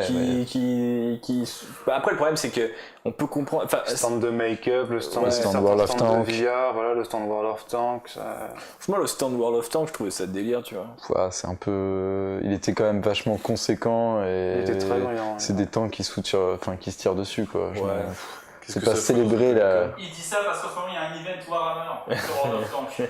Ah, sais pas si on il y a un t'entend. event Il y a Warhammer un dans event World of Tanks. Halloween Warhammer sur World of Tanks, mais j'ai pas pu tester. Mais Ah, c'est pour non, mais ce que je veux dire, c'est que par rapport à un stand de make-up, tu vois, genre j'arrive plus à faire le lien, quoi, déjà. Bah, make-up, cosplay, Mais, non Ouais, c'est exactement. vrai. il y a Cosplay, ça. effets spéciaux, films, Ouais, remarque, cinéma, ouais. pop culture. Non, mais après, Comic-Con. on sait que ce genre de stand, c'est les mecs, Oh. ils arrivent, ils payent super cher pour avoir un méga stand et ça fait venir d'autres Oui, et artistes. puis tu vois. puisque tu parles du prix, il y a effectivement le prix de l'entrée qui est quand même pas donné. Bah, moi, je et trouve tu qu'il est peux conséquent par rapport à la taille, en fait, parce que c'est quasiment autant que Japan Expo. Parce Ouais. que samedi, c'était quoi, 22 balles ou 23 balles Ouais. Toujours 20, ouais, c'est plus que 20 balles en tout cas. Et c'est le prix de Japan Expo, c'est 25 balles, quoi, tu vois, et c'est 5 fois moins grand. Oui, et puis si tu veux faire les photos avec les talents, ce qu'ils appellent Tu les talents et rachètes. tout ça, ben, tu payes jusqu'à 50 balles ta photo avec Finn Jones. Donc, avec Finn Jones. Bon, après une photo avec Finn Jones. Alors Finn Jones, c'était marrant parce que je suis tombé sur, tu sais, parce il faut attendre dans des escaliers pour aller prendre ta photo et tout. J'étais tombé sur les prix, et je crois que c'était un truc genre 42,50 et je me suis dit genre, comment il fixe 42 balles 50 Tu sais, c'est galère, tu vois, le mec il arrive, alors tiens, t'es 2,50, Finn Jones va t'acheter Les des cours de conversions de yoga. 45 $, tu sais, il a fait son Ouais, convertisseur je euro, pense il que fait c'est ça. oh, 42,50. 42,50. Et, Non, c'est pour faire genre, c'est un vrai prix, tu vois. Genre, C'est avec ça. une taxe et tout. Ouais, peut-être Finn Jones paye la taxe C'est Kung pas Fu. des- La taxe Kunlun. La taxe Kunlun. C'est la taxe Kunlun de Finn On Jones. n'a pas raconté ce moment. Hein. Non, bah, tu veux qu'on le raconte ce moment où... Mais on le verra en vidéo dans le report. Ah, c'est vrai, j'ai je pas vais envie pas de spoiler du coup. Je vais pas spoiler. Bah, vous pouvez le voir sur Twitter, mais la version qui bouge sera dans la vidéo du report. Une vidéo que j'espère vous apprécierez, parce qu'on l'a fait avec beaucoup d'amour. Et la Comic Con sera de retour, enfin la Comic Con Paris sera de retour l'année prochaine. C'est le Du 20 26 au 28 octobre. Exactement, du coup, et au même endroit. exactement. Du Et coup, vous à savez la que moi j'ai Villette. fait la Comic Con Bangkok Et ben c'était vraiment la Zermie. Est-ce y que avait- tu pourrais nous faire un article là-dessus, ce serait marrant. Mais il y avait que des endroits où se prendre en photo. Genre, tu vois. Genre des cartons et avec des Oui, trous voilà, et c'est tu ce genre mets de ta truc. Non, tête mais il y et avait t'es des super vaisseaux mal. quand même un peu stylés, mais il était Sachant censé qu'il y a avoir aussi 2 un- personnes de Game of Thrones qui sont jamais venues. C'était très bizarre. Est-ce qu'il y avait des stands de fruits secs? Non, Ah. du coup. Non, Ça, par c'est contre, il y a dommage. des stands de saucissons et de trucs bien français du coup pour faire le pain. C'est ça. Il y a Ils avaient- Thierry et Fabrice qui vendaient les saucissons. Non, ils allaient, tiens, goûter. Non, non, merci. Non, mais goûte. Ok, je prends. Très bien. Nous allons passer à la suite, hors sujet, et c'est moi qui vais commencer, puisque vous savez maintenant que j'incarne la faiblesse quand il est question de jeux vidéo. Hein. J'ai eu un discours il y a à peu près 2 semaines qui disait je n'achèterai pas. Ouais, ou il y a une semaine, je n'achèterai pas Assassin's Creed Origins. Et ce qui s'est passé, c'est que par un malencontreux hasard, je me suis retrouvé dans un magasin et ma carte est partie hors de ma veste pour arriver dans un TPE. système de paiement TPE. Et le jeu est arrivé dans mes mains en même temps. Tout ça pour vous Drôle dire, je vais la d'aventure. faire courte, je suis ressorti du magasin, j'avais Assassin's Creed dans la main, un ticket de caisse, j'ai essayé de leur dire que ça venait pas de mon fait, bon, évidemment on m'a rembarré, donc j'étais bien obligé de rentrer et de jouer à ce jeu. Et je suis agréablement surpris. Il faut savoir, bon du coup Assassin's Creed c'est un peu ma faiblesse, mon point faible, c'est le fruit de mes entrailles. C'est comme mon fiston, ma bataille. Et du coup, chaque... Il n'y a rien qui est respecté là-dedans. oui, non, mais j'ai une culture de la chanson musique française assez nulle. Mais par contre, j'ai une culture de Assassin's Creed assez forte, puisque bon, bah, depuis Assassin's Creed 2, je pense que je les achète tous Day One. C'est un truc que je me force. Et évidemment, j'ai passé des sales périodes sur Assassin's Creed Unity, Assassin's Creed Syndicate. Et là, j'avais décidé de prendre un peu de retrait et j'avais dit il y a 6 mois, non, je ne l'achèterai jamais. Donc, c'est arrivé, je l'ai acheté. Et du coup, bah, nouveau contexte, donc Assassin's Creed Origins, Arnaud pour en parler un peu d'ailleurs, puisqu'il m'a vu découvrir le jeu, qui est un soft reboot, hein, j'ai envie de dire, c'est un reboot caché, c'est un peu Assassin's Creed Legacy, on pourrait dire ça, puisque le but en fait est de réinventer l'origine des assassins en retournant quelques années, une 50aine d'années avant Jésus-Christ, en Égypte ancienne, avec notre héros qui s'appelle Bayek. Un nom assez stylé qui nous permet de faire des jeux de mots à peu près toutes les 7 secondes quand on joue. C'est très marrant. Je vous laisse deviner le jeu de mots. Hein. Bayek. Sans bas les yeux, coup. Exactement, ils sont Bayek. C'est une boulangère. Et du coup, Assassin's Creed Origins, nos grosses nouveautés, c'est qu'ils ont refondu un peu le gameplay, on peut s'accrocher partout. Ils ont en fait digéré plein de jeux vidéo pour le retranscrire de façon, oui non je suis parti d'une façon un peu nulle, mais en gros ils ont digéré tous les titres qui marchaient ces derniers temps pour en sortir une copie un peu inspirée de par là, et le running gag d'hier c'était que Arnaud n'arrêtait pas de pointer les jeux dans lesquels une feature était sortie, et du coup finalement oui c'est assez marrant quand on décortique parce qu'il y a plein de trucs qui viennent d'autres jeux, mais c'est quand même assez bien digéré, ce qui donne un jeu quand même assez agréable. Ce qui est oui. Moi j'ai une petite question, c'est que on est d'accord qu'Assassin's Creed c'est Templier contre Assassin. Comment ça peut se passer avant en fait? Eh bien là de toute façon quelque part en fait il y a toujours les assassins, puisque le présent est toujours, là ils ont remis un peu de présent en avant, je ne sais pas dans quelle mesure, évidemment je n'ai pas fini et je ne vous donnerai pas de détails pour éviter de vous spoiler, puisque c'était dans la communication. Comme tu disais, ou est-ce que ça n'a pas commencé avant? Ça continue l'histoire en fait. Dans le présent, c'est plus ou moins la suite, mais dans le passé, en fait, il t'explique que Bayek est à l'origine du credo des assassins, mais sans vraiment en être conscient lui-même. Je ne sais pas comment ça va se développer non plus, parce que je suis à mes premières heures de jeu. C'est la figure qui va inspirer les assassins à se former 1000 ans après, quoi. Et Historiquement, c'est effectivement complètement faux. Mais...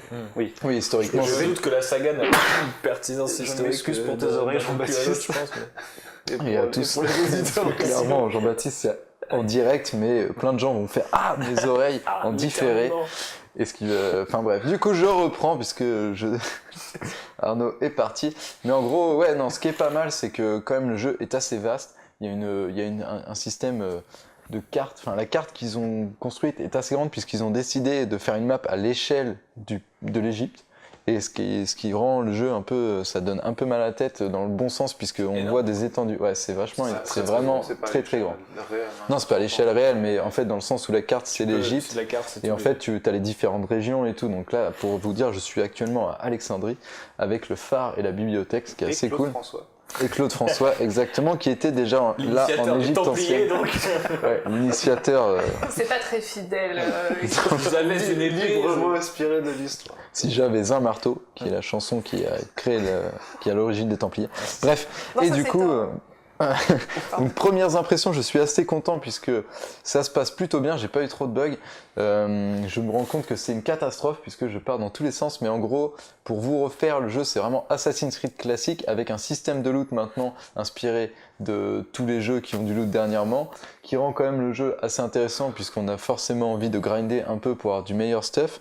Ce qui est un peu dommage pour le coup, c'est que je trouve que l'histoire est un peu rentre dedans, c'est-à-dire que contrairement aux autres Assassin's Creed où il y a une intro vraiment bien ficelée et tout, là on nous laisse un peu, on nous jette dans l'arène et en plus le personnage a commencé déjà un peu sa quête dès le début du jeu, ce qui fait au final un scénario, une façon d'écrire l'histoire assez intéressante mais qui perd un peu au début, tu vois, le temps que tout s'installe.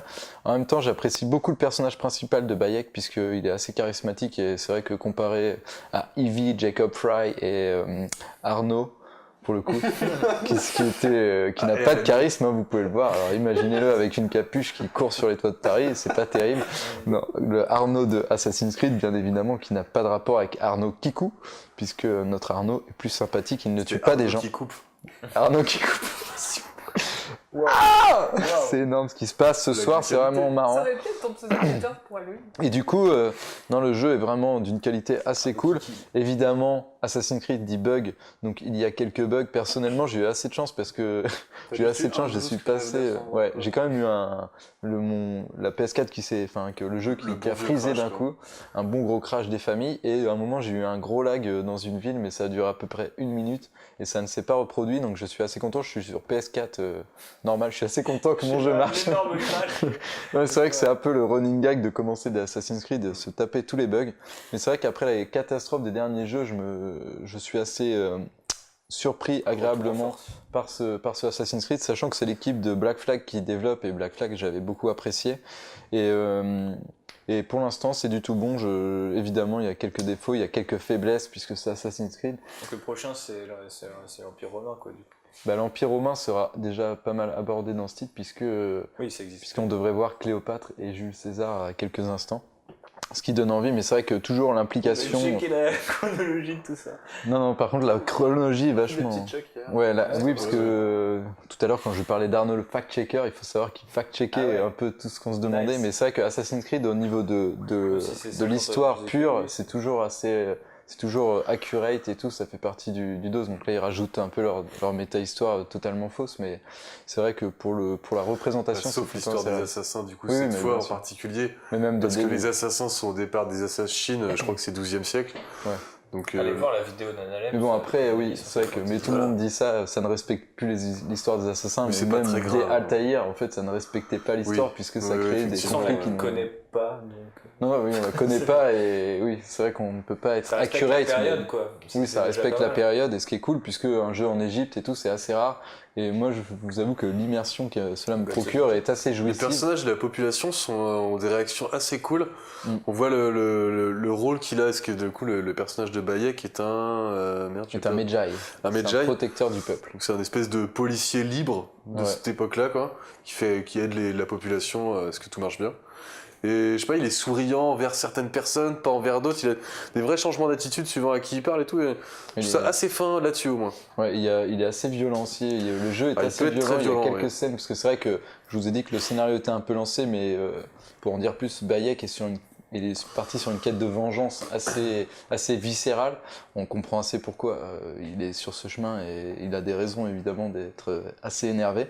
Et du coup, est-ce qu'on fait un personnage vraiment plus intéressant que ceux des derniers épisodes? Je vais juste rajouter que ce qui est assez agréable aussi, c'est qu'il y a beaucoup de contenu. Il y a beaucoup de contenu, notamment des quêtes annexes et tout, et ils ont vraiment fait un effort d'écriture, ce qui les rend quand même un peu plus intéressantes à suivre, même si pour l'instant j'ai pas eu de quête annexe vraiment ouf, à la Witcher 3, tu vois, où tu as des personnages vraiment intéressants, charismatiques. Mais c'est quand même très sympathique. Je m'arrête là, j'en parlerai peut-être plus tard quand j'aurai pu s'avancer. Mais comme c'est un peu une catastrophe cette présentation, je vais la boucler tout de suite. Et tu vas nous parler d'Orelsan pour un autre truc qui va être dur avec son nouvel album La Fête est finie. C'est ça, c'est le 3e album d'Orelsan qui est sorti du coup la semaine 3e dernière. album solo. 3e album solo, parce qu'il y avait effectivement Comme le film de feats. Ron Howard. Pas mal, mais douloureux. Mais effectivement, en solo, tout seul. Même s'il y a quand même quelques feats, notamment avec ce bon Maître Gims ou encore Stromae, je sais jamais comment, Stromae. Album qui j'attendais pas particulièrement, mais je pense que comme tout mec blanc qui a grandi dans les années 90, t'as forcément écouté un moment du Orelsan, donc tu te dis bah tiens, ok, nouvel album d'Orelsan, je vais tester. J'avais à peu près détesté le single, la basique et tout, mais je me suis dit je vais laisser quand même une chance à l'album, et j'étais très agréablement surpris. Alors je sais même pas si on peut parler d'un album de rap en fait, ce que je trouve être plus ou moins la qualité de l'album, c'est que ça tire beaucoup plus du côté de la chanson française, j'ai l'impression, par rapport à la façon... Bah, il chantait déjà pas mal de trucs. Le chant des sirènes était déjà un peu comme ouais. ça. Mais c'est plus que... Il y a vraiment des chansons, il n'y a pas des morceaux ou des trucs qui te restent en tête, c'est pas un truc que tu vas mettre pour t'ambiancer en soirée, au contraire, c'est je pense l'un des albums les plus déprimants que j'ai écouté depuis celui de Kid Cudi là, il y a un an, qui était bien badant, et celui-là est badant parce que déjà aussi tu t'intéresses quand même, enfin spontanément tu t'intéresses beaucoup plus au texte puisque c'est en français et ça tape Kid Cudi doit avoir les oreilles qui sifflent quand même là. Mais laisse-moi finir. Cette comparaison. Écoute, j'ai écouté un clic de Kayan Kojandi où il dit qu'avec Kendrick Lamar, les États-Unis ont enfin le Orelsan américain. Et donc, si tu veux, après il en fait une blague, mais c'est assez marrant. Bref, moi je reviens sur Orelsan et je trouve que justement, ce qui est assez amusant, c'est que je m'attendais à écouter un truc et à détester, et à me dire que moi j'ai dépassé tout ce qu'il fait et que ça me parle plus et que le gars il essaye juste de se refaire une carrière auprès d'une génération plus jeune, tu vois. Et au final, j'ai eu plus un album qui est totalement déprimant et assez, comment dire, enfin qui a suivi moi ma propre évolution en tant qu'être humain, c'est-à-dire chaque piste de l'album te dit en fait la famille c'est de la merde, notre pays c'est de la merde, enfin tu vois la patrie c'est de la merde, et en fait les potes ça peut devenir de la merde, et le succès aussi, le travail aussi, et en fait c'est chaque truc déconstruit un peu les repères que t'as quand t'es plus jeune, et tu dis ça c'est nul, après tu rentres dans le moule et tu te dis ah c'est bien, et là en fait c'est le 3e album où tu te dis bah non en fait c'est pas si bien que ça, et c'est ton propre parcours personnel quoi. bah complètement dans ce qu'il raconte, comme la chanson 4,5 qui parlera exactement. Fit Orelsan 4,5, mais ça fera un bon morceau. Écrivez les paroles dans les commentaires de ce podcast, mais non, mais j'ai trouvé que c'était vraiment touchant en fait d'écouter le truc et de se dire c'est quand même un gars qui est arrivé sur des trucs où le gars insultait les meufs, la moitié de ces trucs, enfin c'était un rageux, tu vois, genre, et puis ça parlait de Game Boy et de PlayStation un peu à l'époque où les geeks étaient massacrés, ce qui est plus le cas du tout, tu vois, genre on règne sur le monde, et tu pourrais dire que le gars est toujours un rageux et toujours un beauf, et au final il y a notamment un morceau qui s'appelle Bonne Meuf qui est assez marrant, où en fait il dit bah voilà, moi je cherchais pas de bonne meuf donc j'insultais les bonnes meufs, maintenant je suis devenu une bonne meuf parce que tout le monde me reconnaît dans la rue et me harcèle, et je comprends en fait mais enfin presque un mea culpa permanent par rapport à ce qu'il a fait. Et c'est une espèce de recul qui dit, au final, il parle souvent justement de lui, de sa nana, avec qui il est, je crois qu'on comprend dans un morceau depuis quelques années, etc. Et du coup, je trouve ça hyper fort de se dire que t'arrives, t'écoutes l'album et tu te dis, vas-y, je vais délire, ça se trouve, je vais retomber 10 ans en arrière en mode j'insulte les meufs, je me bourre la gueule à la vodka dans les rues de Caen, et en plus, moi, je connais Caen et je connais la campagne et la province, tu vois. Donc, du coup, il y a le morceau sur Caen, je trouve c'est le plus badant, où en fait, il dit. C'est la ville où tu reviens, c'est comme quand je reviens chez mes parents et je me dis en fait j'ai quitté cette ville, j'ai pas envie d'y retourner, mais quand tu y retournes t'as une espèce de spleen, tu vois, qui fait que t'es touché par tout ça, et du coup il y a une espèce de poésie et de vérité vachement triste qui se dégage de cet album, qui est je trouve incroyable, mais que je saurais pas expliquer parce qu'au-delà de ça musicalement je trouve que l'album ne me parle pas du tout, tu vois, mais je parle juste en termes de texte et d'émotion, je trouve ça assez fort, donc je voulais en parler en hors sujet. Très bien, je suis bien content que tu dises ça parce que souvent on se fout de ma gueule pour des trucs que j'écoute et c'est justement ce que je dis à chaque fois, j'aime bien les textes, mais je me fais sécher parce que Orelsan, pour moi je suis totalement hermétique, et notamment j'ai écouté 2-3 titres Et je trouve qu'il y a quand même une certaine part Je de... pense qu'il faut être dans un certain mood. Je partais à Ouais, Paris, non, je l'ai mais- mis dans le métro et j'étais en méga bad parce que ça raconte justement ça, le fait que tu bouges, que tu avances dans ta vie. J'aime et bien que- le rap conscient et tout, des fois, mais je trouve qu'il est un peu hypocrite dans ses textes. C'est pas du récemment. rap conscient, ouais. Ouais, je enfin, pense du pas. rap mode conscient. Enfin, où il y a un spectre de conscience Ouais, hyper ouais. large, tu peux pas le comparer à Medine par exemple, tu Ouais. vois. Non, je sais non, pas. bah, clairement pas, mais dans le game, tu vois, le Club des Losers qui a sorti un autre album directement et qui parle un peu des mêmes sujets, bah, je trouve que Zati est carrément plus fort. C'est pas le même niveau du tout. Ouais, C'est mais- pas le même niveau, ouais. Orelsan, par rapport à ses débuts, a quand même vachement perdu de son flow, quoi. Ouais, voilà, c'est ça. Mais beaucoup est-ce qu'il a perdu en plus flow? Il le lent, récupère en écriture. Il y a vraiment des morceaux qui sont très très très bien écrits. Mais c'est pas du rap par contre. Ça, Ouais. c'est pas rappé. Non, mais quoi. ça aussi, mais même musicalement, je trouve que les samples de Scrum ont un peu. Bah, je veux ouais, dire, j'ai je sais écouté pas la première, vraiment. je trouvais bon, ok, bon Ouais, la délire. première, une bonne entrée. Après, J'étais au milieu, à la moitié de la deuxième, j'ai fait stop. Non, musicalement, premier. les instrus, les prods sont pas ouf, hein, ça, Ouais. ça n'accroche pas, C'est mais un peu dommage. j'étais vraiment embarqué moi par le texte, quoi. texte, la pure émotion. Juste de du l'album. texte, écoute un audiobook et c'est réglé. Écoute un J'aime audiobook ça. de Orelsan. Un audiobook de Orelsan. Très bien. Eh bien, nous allons passer à... D'ailleurs, c'est un hors-sujet, mais en fait, je pense qu'on pourrait le caler quand même dans le spectre de Sci Fantasy, qui est une série Tout à fait. un peu particulière, mais qui s'appelle Slasher, donc on va quand même le laisser en Oh, hors-sujet. tu me chauffes là. Je vais te slasher. C'est vrai que du coup, tu as vu ça, qui est une série canadienne. Non, c'est Cher J qui va nous en parler, Oui, c'est qui est moi. une série canadienne. Tu connais Bah non, mais Slasher, je suis curieux de pas avoir entendu. Et bah effectivement, Bien, moi je vais te j'étais dire ce que aussi c'est. étonné de voir arriver ça sur Netflix et je ne connaissais pas du tout cette histoire-là. Il y a 2 saisons du coup sur Netflix. C'est des saisons qui sont anthologiques, donc on va passer de l'une à l'autre avec aucun rapport, donc ça c'est très bien, déjà j'aime beaucoup ce principe. Ce qu'avait raté, ce qu'aurait dû faire Stranger Things et Mongo, mais on en reparlera. Ce qu'aurait dû réussir True Detective, ce genre de principe quoi. Mais là c'est pas que c'est réussi, parce que c'est une série qui se prend pas non plus des moyens exceptionnels. Donc ça va raconter dans la première saison par exemple l'histoire d'une jeune femme d'une trentaine d'années qui va revenir dans la maison où ses parents ont été tués et où elle est née au moment du meurtre de ses parents. En fait, il y a un maniaque qui a tué son père, fait une césarienne à sa mère, a sorti le bébé, a laissé la mère mourir, et là les policiers sont arrivés à récupérer ce bébé. Et du coup, une trentaine d'années après, elle revient vivre dans cette maison, ce qui est déjà assez étrange. Et c'est pas trop sci fantasy puisque comme dans Scream par exemple, il n'y a aucun effet surnaturel du tout. Le tueur c'est un slasher, donc le tueur est pas du tout. C'est dans le genre horreur aussi. C'est dans le genre horror, ok, Ouais, ok, c'est ouais, la bon. tronçonneuse et tout, c'est pareil. Ok, si vous le dites. Mais peu importe, là on s'est identifié que. poser des étiquettes. Ça marche. C'est identifié que le tueur est un être humain, tout ce qui est de plus normalement constitué, sauf peut-être au niveau de ça, le meurtre génétique. Oh. Mais c'est canadien, c'est pour ça qu'on en parle pas. Sur Sci Fantasy. Ouais, c'est pour ça, Canadien, c'est parce non, que ça c'est marche canadien. Et la saison 1 étant un petit peu moyenne, par contre j'ai beaucoup aimé la saison 2, je trouvais que ça se rattrape carrément. C'est canadien ou québécois? Non, c'est canadien. Ok, il parle en anglais, quoi. Oui, c'est en anglais, effectivement. Sinon, ça aurait pu être. T'as fait une césarienne. Et non, c'est des devrait acteurs, pas, c'est des acteurs un peu de série, je vais pas dire de seconde zone, ce serait méchant pour eux, mais on va... Disons que c'est pas. Ils sont ni à Saint-Malo ni à Angoulême. Ils sont à Saint-Malo ni à Angoulême, Ils sont dans le fond du effectivement. panier. C'est comment ne pas vexer que la référence que les gens peuvent comprendre. Et la saison 1 est un peu, tu vois, ça se passe dans une petite ville, enfin un peu trop classique, un peu trop justement à la Scream. Je trouvais ça un petit peu dommage, le dénouement m'avait pas super surpris. En revanche, la saison 2 se passe genre pas en Alaska, enfin un décor un peu neige, ils sont coincés en plein hiver, en gros une bande de jeunes avec une bande de personnes qui se sont retirées pour vivre en marge de la société, parce qu'ils ont eu, on le découvre au fur et à mesure de la saison, diverses aventures dans leur vie, ils ont décidé de se retirer, et les jeunes sont là parce qu'ils ont eux-mêmes tué une personne il y a 5 ans de cela, et ils viennent Ah, ça souviens-toi l'été dernier. récupérer le cadavre pour disparaître définitivement, parce que ça les stresse un peu qu'un cadavre, un squelette soit dans la nature comme ça, il pourrait se faire serrer quand même. Et ce joyeux groupe de personnes va être harcelé et décimé petit à petit par un tueur dont l'identité est forcément masquée.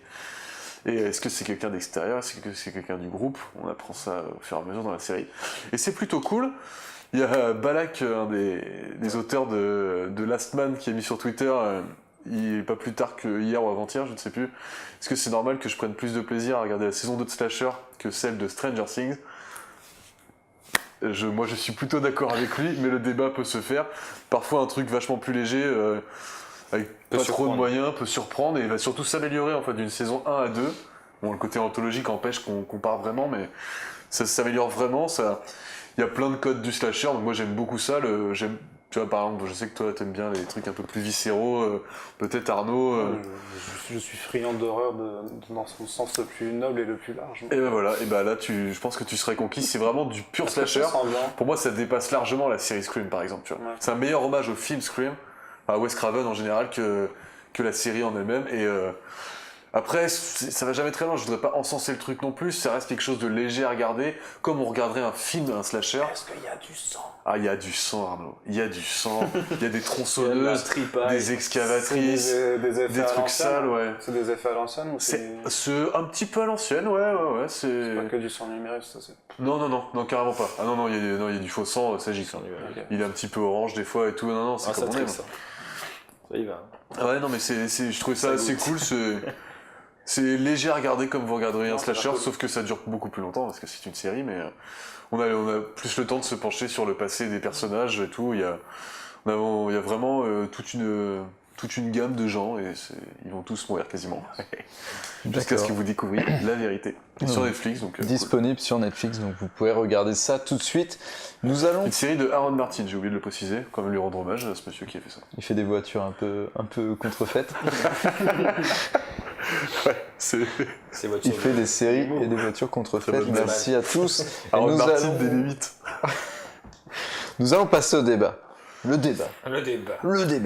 Monsieur. Et aujourd'hui, nous avons été un petit peu énervés par Sean Murphy, nous en parlions tout à l'heure, qui a balancé une planche sur Twitter de son Batman White Knight 2 et qui nous balance un petit spoiler à la gueule en plus avec un petit yup. C'est genre yup, je t'ai niqué. Et du coup, ça nous a énervés puisque clairement c'est pas la première fois, on en a déjà parlé. Souvent dès qu'il y a des trucs assez importants dans les comics, les éditeurs se permettent, on parle aux grands médias qui après le relaient de façon totalement gratuite sur les réseaux sociaux, sur leur site, et après évidemment ça s'est relayé partout. Et du coup on s'est demandé si la communication par le spoiler dans les comics, c'était pas un peu le cancer du média. Et une question qui me tient à cœur puisque je trouve que en fait, en termes de communication, c'est vrai que le comics, je trouve que c'est un peu, ne pas respecter les comics et ni respecter leurs lecteurs que pour en fait avoir plus de vues, sachant que peut-être qu'on n'est pas autant à lire des comics qu'à s'intéresser aux super-héros. Je pense qu'on peut résumer ça comme ça, et bien le fait qu'on peut niquer un peu les lecteurs, ceux qui attendent leur single toutes les semaines, en balançant un bon gros spoiler gratos, une bonne grosse planche. Donc c'est arrivé récemment avec le de Dark Knight Metal 1 et une apparition que je vais pas vous spoiler évidemment, et ainsi que Marvel Legacy. En couverture du numéro. C'est vrai, mais pour les lecteurs VF qui seraient en train de nous écouter, il ne faudrait pas prendre trop d'avance. Et aussi pour le Marvel Legacy 1 et un retour de personnage qui a été spoilé aussi salement, donc qui était un peu gratuit. Et là c'est vrai que le fait qu'il le refasse et que ce soit même Sean Murphy qui le fasse, donc lui-même, donc l'auteur, est-ce que ça pose pas un problème, Arnaud? Non. Allez, merci. Salut. Ça pose un problème. Après, j'essaie de le justifier par le fait qu'effectivement, tu as certains sites qui se spécialisent là-dedans, en fait, dans ce genre de trucs, pour eux vraiment générer du clic et de la vue. En fait, on a souvent ils ont accès aux comics en fait 2 jours avant leur sortie, notamment pour proposer les reviews le jour même. Et du coup, un site comme Bleeding Cool, c'est pas Bleeding Cool qui le fait parce que lui, il s'y prend généralement le jour même et il met les grosses pincettes en te faisant scroller franchement pendant 30 secondes afin de dévoiler le truc. Mais il y a des sites du coup qui spoilent quand même, et du coup les éditeurs tout ça ont pris un peu les devants juste pour dire de toute façon vu que ça va fuiter, on va faire la fuite nous-mêmes, comme ça de toute façon si les sites le reprennent, c'est nous qu'on est crédité, tu vois, et on fait une sorte de contrôle, tu vois, c'est du damage control et en même temps juste du contrôle de ce genre de choses. Après c'est aussi quelque part une façon d'attirer les lecteurs vers leurs comics, tu vois, parce que par exemple avec ça c'est plus un spoiler, le lien entre Watchmen et DC Comics avec Doomsday Clock, le fait qu'ils dévoilent par exemple les planches du premier numéro avec quand même une planche qu'ils auraient pu se garder même si elle avait été teasée pendant de nombreuses fois, tu vois. C'est aussi pour dire hey, regardez ce qu'il y a dans nos comics et tout, venez le lire, venez machin parce que ça va être cool. Et justement le lectorat a du mal à se renouveler, enfin les éditeurs ont du mal à capter des nouveaux lecteurs et leur intérêt, parce qu'il y a une certaine fatigue aussi. Alors on spoil des trucs en disant mais regardez ça va être différent, ou justement quand il y a par exemple des choses qui manquent ou qui sont réclamés le retour d'un certain personnage dans Marvel Legacy. Clairement, ils savaient qu'il y avait des lecteurs qui s'étaient barrés de chez Marvel, que ce genre de planche allait faire revenir. Donc c'est pour un peu légitimer, enfin pas légitimer, mais justifier un peu ce qu'ils font. Après, c'est clair que pour tous ceux qui veulent juste lire leurs comics et découvrir aussi avec surprise, c'est clair que c'est pourri. Moi, j'ai un regard là-dessus où au final, maintenant je m'en contrefous parce que ça fait plus de 5 ans que je fais de l'info là-dedans et au final, la lecture de toute façon maintenant, je crois qu'il y a 0 numéro important où je suis pas au courant des spoilers avant, tu vois. Donc ça, mais c'est un peu triste quand même. Ouais, tu trouves pas que c'est problématique parce que ce que tu expliques, c'est que justement les éditeurs veulent capter l'attention de nouveaux lecteurs, mais en même temps en chiant totalement sur les lecteurs qui sont déjà, tu vois, et j'ai bien envie de fidèles. dire que les lecteurs fidèles, quelque part se coupent. Non, mais je veux dire que quelque part, j'ai envie de dire que les lecteurs de comics se couperaient en fait d'internet ou des réseaux, en tout cas de. Enfin, tu peux pas demander à quelqu'un qui consomme un truc de pas aller sur internet parce qu'il va se faire spoiler sa série. Non, tu vois, mais à force, je me dirais que. Enfin, je sais pas, c'est comme ça que je me positionne, mais je dirais que si j'étais vraiment lecteur et que je veux pas me faire spoiler machin, le lundi précédent le truc, je sais que j'ai arrêté de suivre Bleeding Cool et CBR. Après, c'est difficile, non, mais je leur dis pas qu'il faut le faire, mais. Faut distinguer quand même deux choses, c'est que ces genres de news, elles viennent plus de CBR et de Bleeding Cool, elles viennent de. C'est vrai que les dernières c'était New York Times et des trucs comme ça aussi. Et pas les dernières, pas que les dernières, ça remonte chaque event, chaque gros event d'ici ou Marvel, c'est une nouvelle. Je pense que ça vient de ce que tu disais, c'est-à-dire que le spoil arrive dans les sites de fans, les gens en parlent sur Twitter, donc ils veulent communiquer en amont, faire du damage control. Mais ça c'est une première chose. Et la deuxième chose c'est qu'ils se sont dit, faire du damage control ça peut nous aider à toucher d'autres gens et surtout d'autres cercles. Et généralement c'est dans des médias très généralistes et j'ai envie de dire très élitistes, en tout cas très installés. Ça va être effectivement du New York, du Times, des gros trucs quoi, parce qu'ils vont faire tout un article dessus sur le fait que c'est le retour de tel perso qui est créé par tel auteur qui est très prestigieux, le perso lui-même, l'auteur aussi, et au final c'est presque une sorte de coup de pub pour eux. Ce qui est dommage c'est que déjà je suis pas sûr que ça crée énormément de transferts. Ça crée énormément de presse, donc j'imagine que les attachés de presse de DC et de Marvel sont très contents quand ils se disent que un grand journal Wall Streetien parle de ça, parce que ça touche beaucoup de gens, mais je suis pas sûr que ça transforme beaucoup de financiers en lecteurs de comics. Je pense pas qu'ils sortent de Wall Street et disent tiens je vais passer au comic shop. Et c'est dommage de le faire au détriment de ton cœur de cible pour le coup, comme dit Alex. Et deuxième chose, là c'est le mec qui a fait école de commerce qui part. Donc il y a plein de termes nuls, type cœur de cible. Et deuxième chose, ce qui est d'autant plus dommage, c'est que l'industrie des comics a déjà cette tendance à s'auto-spoiler.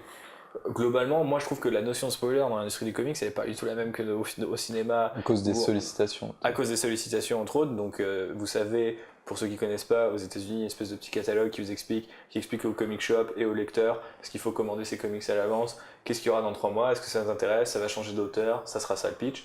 Donc on sait déjà c'est généralement comment un arc commence avant que l'arc en cours termine. Et c'est encore plus le cas sur des events. Ou par exemple chez Marvel, généralement on sait déjà comment Civil War 2 ça se termine parce qu'on connaît déjà c'est quoi le postulat à la fin. Et du coup la destination est censée être plus intéressante, le voyage est censé être plus intéressant que la destination a priori. Le problème c'est que c'est de moins en moins le cas parce que globalement le niveau des comics mainstream de nos jours c'est pas ouf. Et surtout si en fait en plus tu connais et le twist et le postulat du twist suivant, enfin ce qui amènera le twist suivant. C'est un peu comme savoir comment se termine pour, je sais pas, avoir un truc plus mainstream. C'est comme si vous saviez comment Game of Thrones se terminait avant d'avoir vu la fin de la saison 7, quoi. C'est un peu genre... Alors du coup, c'est même pas la saison 8, mais tu sais déjà comment va commencer la saison 8, et en plus tu sais comment elle va terminer, parce qu'en fait, il ferait un espèce de reveal. Genre, vous allez passer le dernier épisode de la saison, celui dans lequel Jon Snow se fait tuer, tu vois, et qui te mettait un résumé du premier épisode en disant revient entre les morts, tu vois. Ouais, Jon Snow revient entre les morts, attaquer le suite, tu vois. Et au fait, et voilà, c'est ça.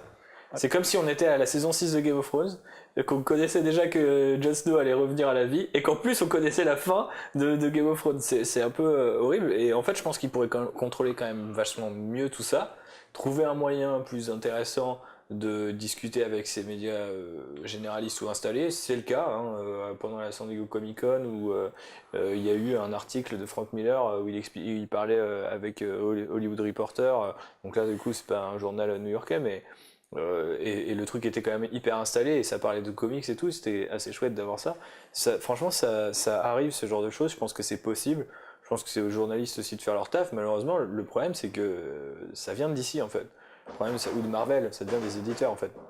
Ça vient jamais, en fait, de nos amis, lecteurs ou lecteurs fans ou même sites spécialisés. Parce que Bleeding Cool, ils vont avoir l'épisode, ça y est, je confonds tout, le numéro quelques jours avant, mais c'est pas pour autant qu'ils vont du coup directement nous emmener vers tout de suite un méga spoiler dans le titre ou dans leur tweet. Ils vont généralement prendre soin de le cacher, de faire des balises, etc. Donc au final, ça n'arrive plus tellement de ces médias-là. Ça s'est tellement institutionnalisé que c'est courant dans la stratégie des Big Two et c'est auprès de médias institutionnalisés. Et du coup, c'est super con parce que tu te dis, les gars, déjà votre industrie elle est quand même tendue sur le spoiler et en plus vous en faites un élément de com, quoi. Et c'est un petit peu dommage, quoi. Ça montre aussi le pouvoir de l'information maintenant, dans le sens où une information aura plus d'impact que l'œuvre en elle-même. Donc du coup, ils vont retenir le détail de toute l'œuvre pour en faire une actualité et sans te laisser digérer en fait l'œuvre globale. Limite, maintenant, tu vas juger un titre sur son spoiler plutôt que de le juger sur son intégralité. Enfin, c'est ce dont j'ai l'impression, quoi. Ouais, carrément. Et puis pour en revenir au sujet de base, parce que là on parle surtout entre les lignes sans spoiler, de Legacy et de Dark Knight Metal, mais pour revenir à Murphy, je trouvais que par exemple, je crois que c'est Wired ou un média comme ça qui avait annoncé White Knight. C'est un très gros média, un truc généraliste, etc. Mais c'est super bien fait. Ensuite, Nordist avait montré la Batmobile, etc. Je trouvais qu'il avait vraiment bien choisi la stratégie de com, elle était cool. Et là, je suis surpris de le voir comme ça, balancer ça sur Twitter. Et de toute façon, il est toujours de plus en plus surprenant sur les réseaux sociaux. Il a des discours qui parfois, moi je trouve limite. Par exemple, récemment, il a tweeté le fait qu'il avait très envie de rentrer aux États-Unis alors qu'il était en Europe, rincé au Fred Urban pour faire de la promo. J'étais là genre mec, quand même, je sais pas, j'ai jamais vu aucun auteur invité en Europe dire oh, vivement que je rentre, que je finisse mon Batman là, tu vois, genre le mec, tu ta galette saucisse à volonté, tu fais. Le mec, il a Saint-Malo, on comprend qu'il a envie de rentrer. Non mais il a fait Paris, il a fait Saint-Malo. Non mais il est Saint-Malo dans le meilleur hôtel de Saint-Malo face à la mer avec les croissants frais du matin et un jus d'orange pressé, hein. Et les mouettes. Et les mouettes, bien sûr, et les mouettes. Ce qui est assez surprenant, c'est qu'en plus, Sean Murphy, il a pas besoin de faire ça, quoi. Enfin, il avait pas, ou alors il pouvait en parler juste après, tu vois. Enfin, c'est un truc qui aurait pu mener à débat, tu vois, naturellement. Et lui, je sais pas, il force le truc en balançant ça. Puis après, il y a souvent cette espèce de. Enfin, parce qu'on va pas parler du contenu de la page, mais en disant qu'il y a Joker, Harley Quinn qui sont quand même aussi des personnages stars de DC Comics, donc il sait en plus, tu vois, que s'il se permet des trucs avec ces personnages, que ça va avoir une portée tout de suite, vu que d'où l'intérêt, parce que tu dis il n'y a pas grand intérêt, mais justement la preuve c'est qu'on est en train d'en faire un débat. Tu vois, donc l'idée c'est de faire parler de son œuvre quand même, et oui, ça marche. On en aurait parlé dans tous les cas. Enfin, juste on fait un débat pour qu'ils arrêtent de le faire. Du coup, on en parle pour qu'on arrête d'en parler, justement. La peine de mort, il y a un débat, on est tous d'accord. Bon, voilà. Non, mais surtout que de toute façon on en aurait parlé, parce que cet élément-là c'est quand même relativement important. En plus, ça participe à une sorte de mode un peu chez DC en ce moment, qui fait qu'on aurait limite pu faire une courte émission ou un essai, tu vois, à la limite vidéo là-dessus, et on aurait pas un discours en disant bah Sean Murphy, t'abuses, arrête tes spoilers, ou on aurait dit ouais, t'as vu ce que t'as fait, c'est bien, t'entreprends des démarches, on a été surpris de le découvrir, c'est aussi machin. C'est ce que dit Alex, c'est contre-productif dans le message, on en parle mais en mal. On retient le message avant son contenu, quoi. C'est-à-dire que là on est fixé sur la news et comme disent, bah du coup ça fait parler du truc, hein, c'est sûr, c'est automatique. Le problème c'est que en découvrant ça alors vous écoutez ce podcast aujourd'hui, en découvrant ça aujourd'hui dans les pages de White Knight 2, on aurait sans doute fait un article avec la petite balise spoiler qui va bien et créer un espace de discussion intéressant et donc créer du bruit autour de White Knight.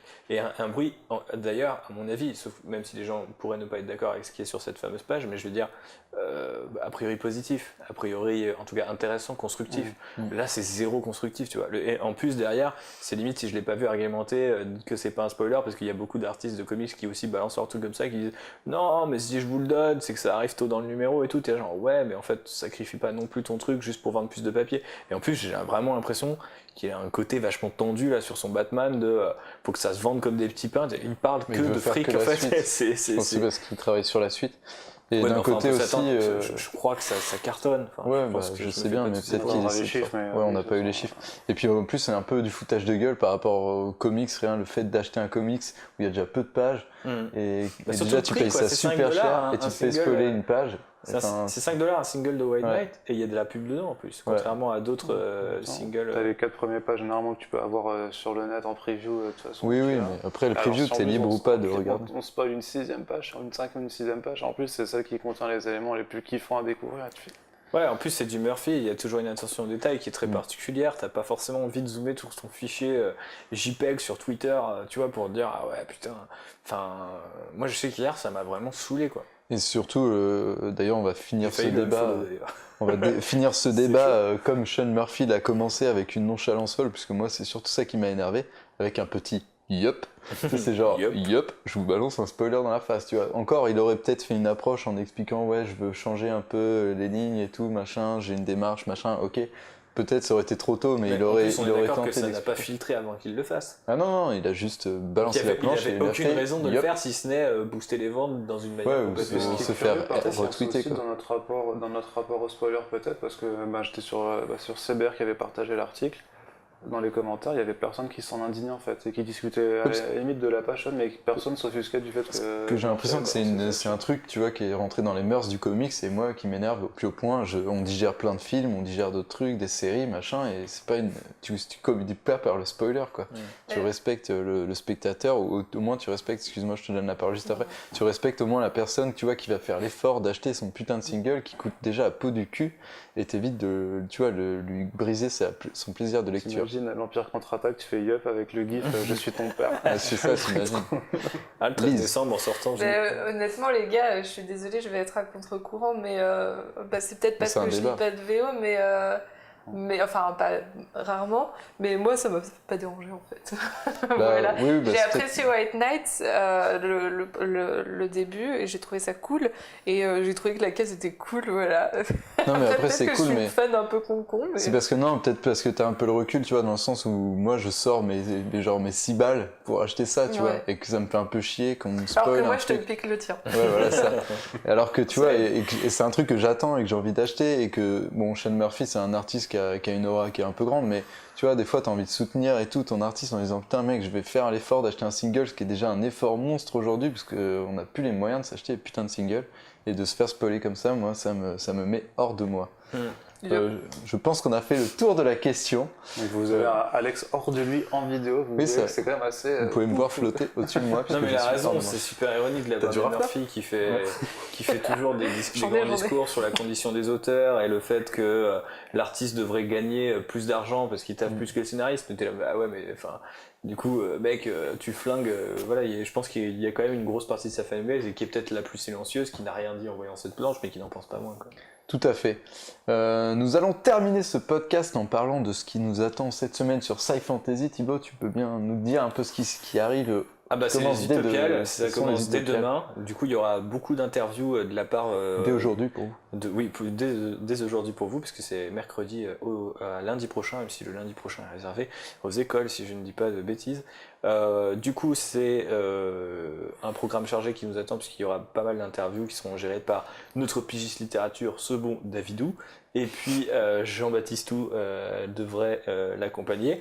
On va faire un podcast aussi avec plusieurs éditeurs et David sur les états généraux de l'imaginaire, car il y a à l'initiative de plusieurs acteurs du milieu de la littérature de l'imaginaire, il y a ces états généraux qui se tiennent aux Utopiales, donc ça avait commencé au Salon du Livre, et donc ça essaye de voir comment le milieu peut s'associer pour une meilleure compréhension de l'univers des univers de l'imaginaire, etc., qui sont encore aujourd'hui soit méconnus ou soit encore mal vus, alors que bon voilà, on est en 2017, tu peux faire cagne et lire de la fantasy ou de la SF. Enfin, j'espère. Et du coup, ça, je pense que c'est un des trucs intéressants. Je sais pas si ça intéressera beaucoup de gens parmi la fanbase de Sci Fantasy, mais en tout cas, on va le faire. Il y aura aussi un podcast sur le temps, puisque c'est le sujet des Utopiales. Et on fera un petit reportage sur place en vidéo pour ceux qui n'auront pas la chance de venir. Et ce sera déjà pas mal, parce qu'après la Comic-Con et le non-week-end, et un deuxième non-week-end, ça va faire un petit peu mal. Et voilà, de gros noms arrivent. Et sur Sci Fantasy, il y aura bien sûr l'interview de Joe Johnston, que j'ai eu la chance de rencontrer. Et j'ai toujours pas trop réalisé, j'essaie de pas trop y penser. Et puis, et de Glyn Dillon, un costumier de The Force Awakens, Rogue One et Solo, le frère de Steve Dillon, du regretté Steve Dillon. Et on a fait une très belle interview avec lui. Et le courant est bien passé entre nous deux, donc j'en suis ravi. Le courant, comme moi, avec les pinces sur Team Sale. Ah ouais, non, c'était un Tout à courant fait, plus merci. émotionnel, plus... je suis un être humain, je ne torture pas les gens. D'ailleurs, je n'ai pas fait le fameux selfie. Hein, vous avez tous les deux fait votre petit truc. Moi, j'ai pas buzzé ce week-end, j'ai 0 scoop. Et j'ai 0 selfie. Bon, j'ai quand même des scoops sur le film Han Solo, mais je peux pas... j'ose pas trop- Dit-il. j'ose pas trop vous le dire tout de suite. Bien sûr, ce beau C'est petit. teasing que nous allons terminer cette émission. Nous vous donnons rendez-vous dès la semaine prochaine pour le 10e podcast. Un podcast qui sera sur Champagne. le signe du champagne, de la bonne humeur, des strings ficelles, des maillots à pois et du tennis de table. À la semaine prochaine. À la semaine prochaine. Salut. Salut.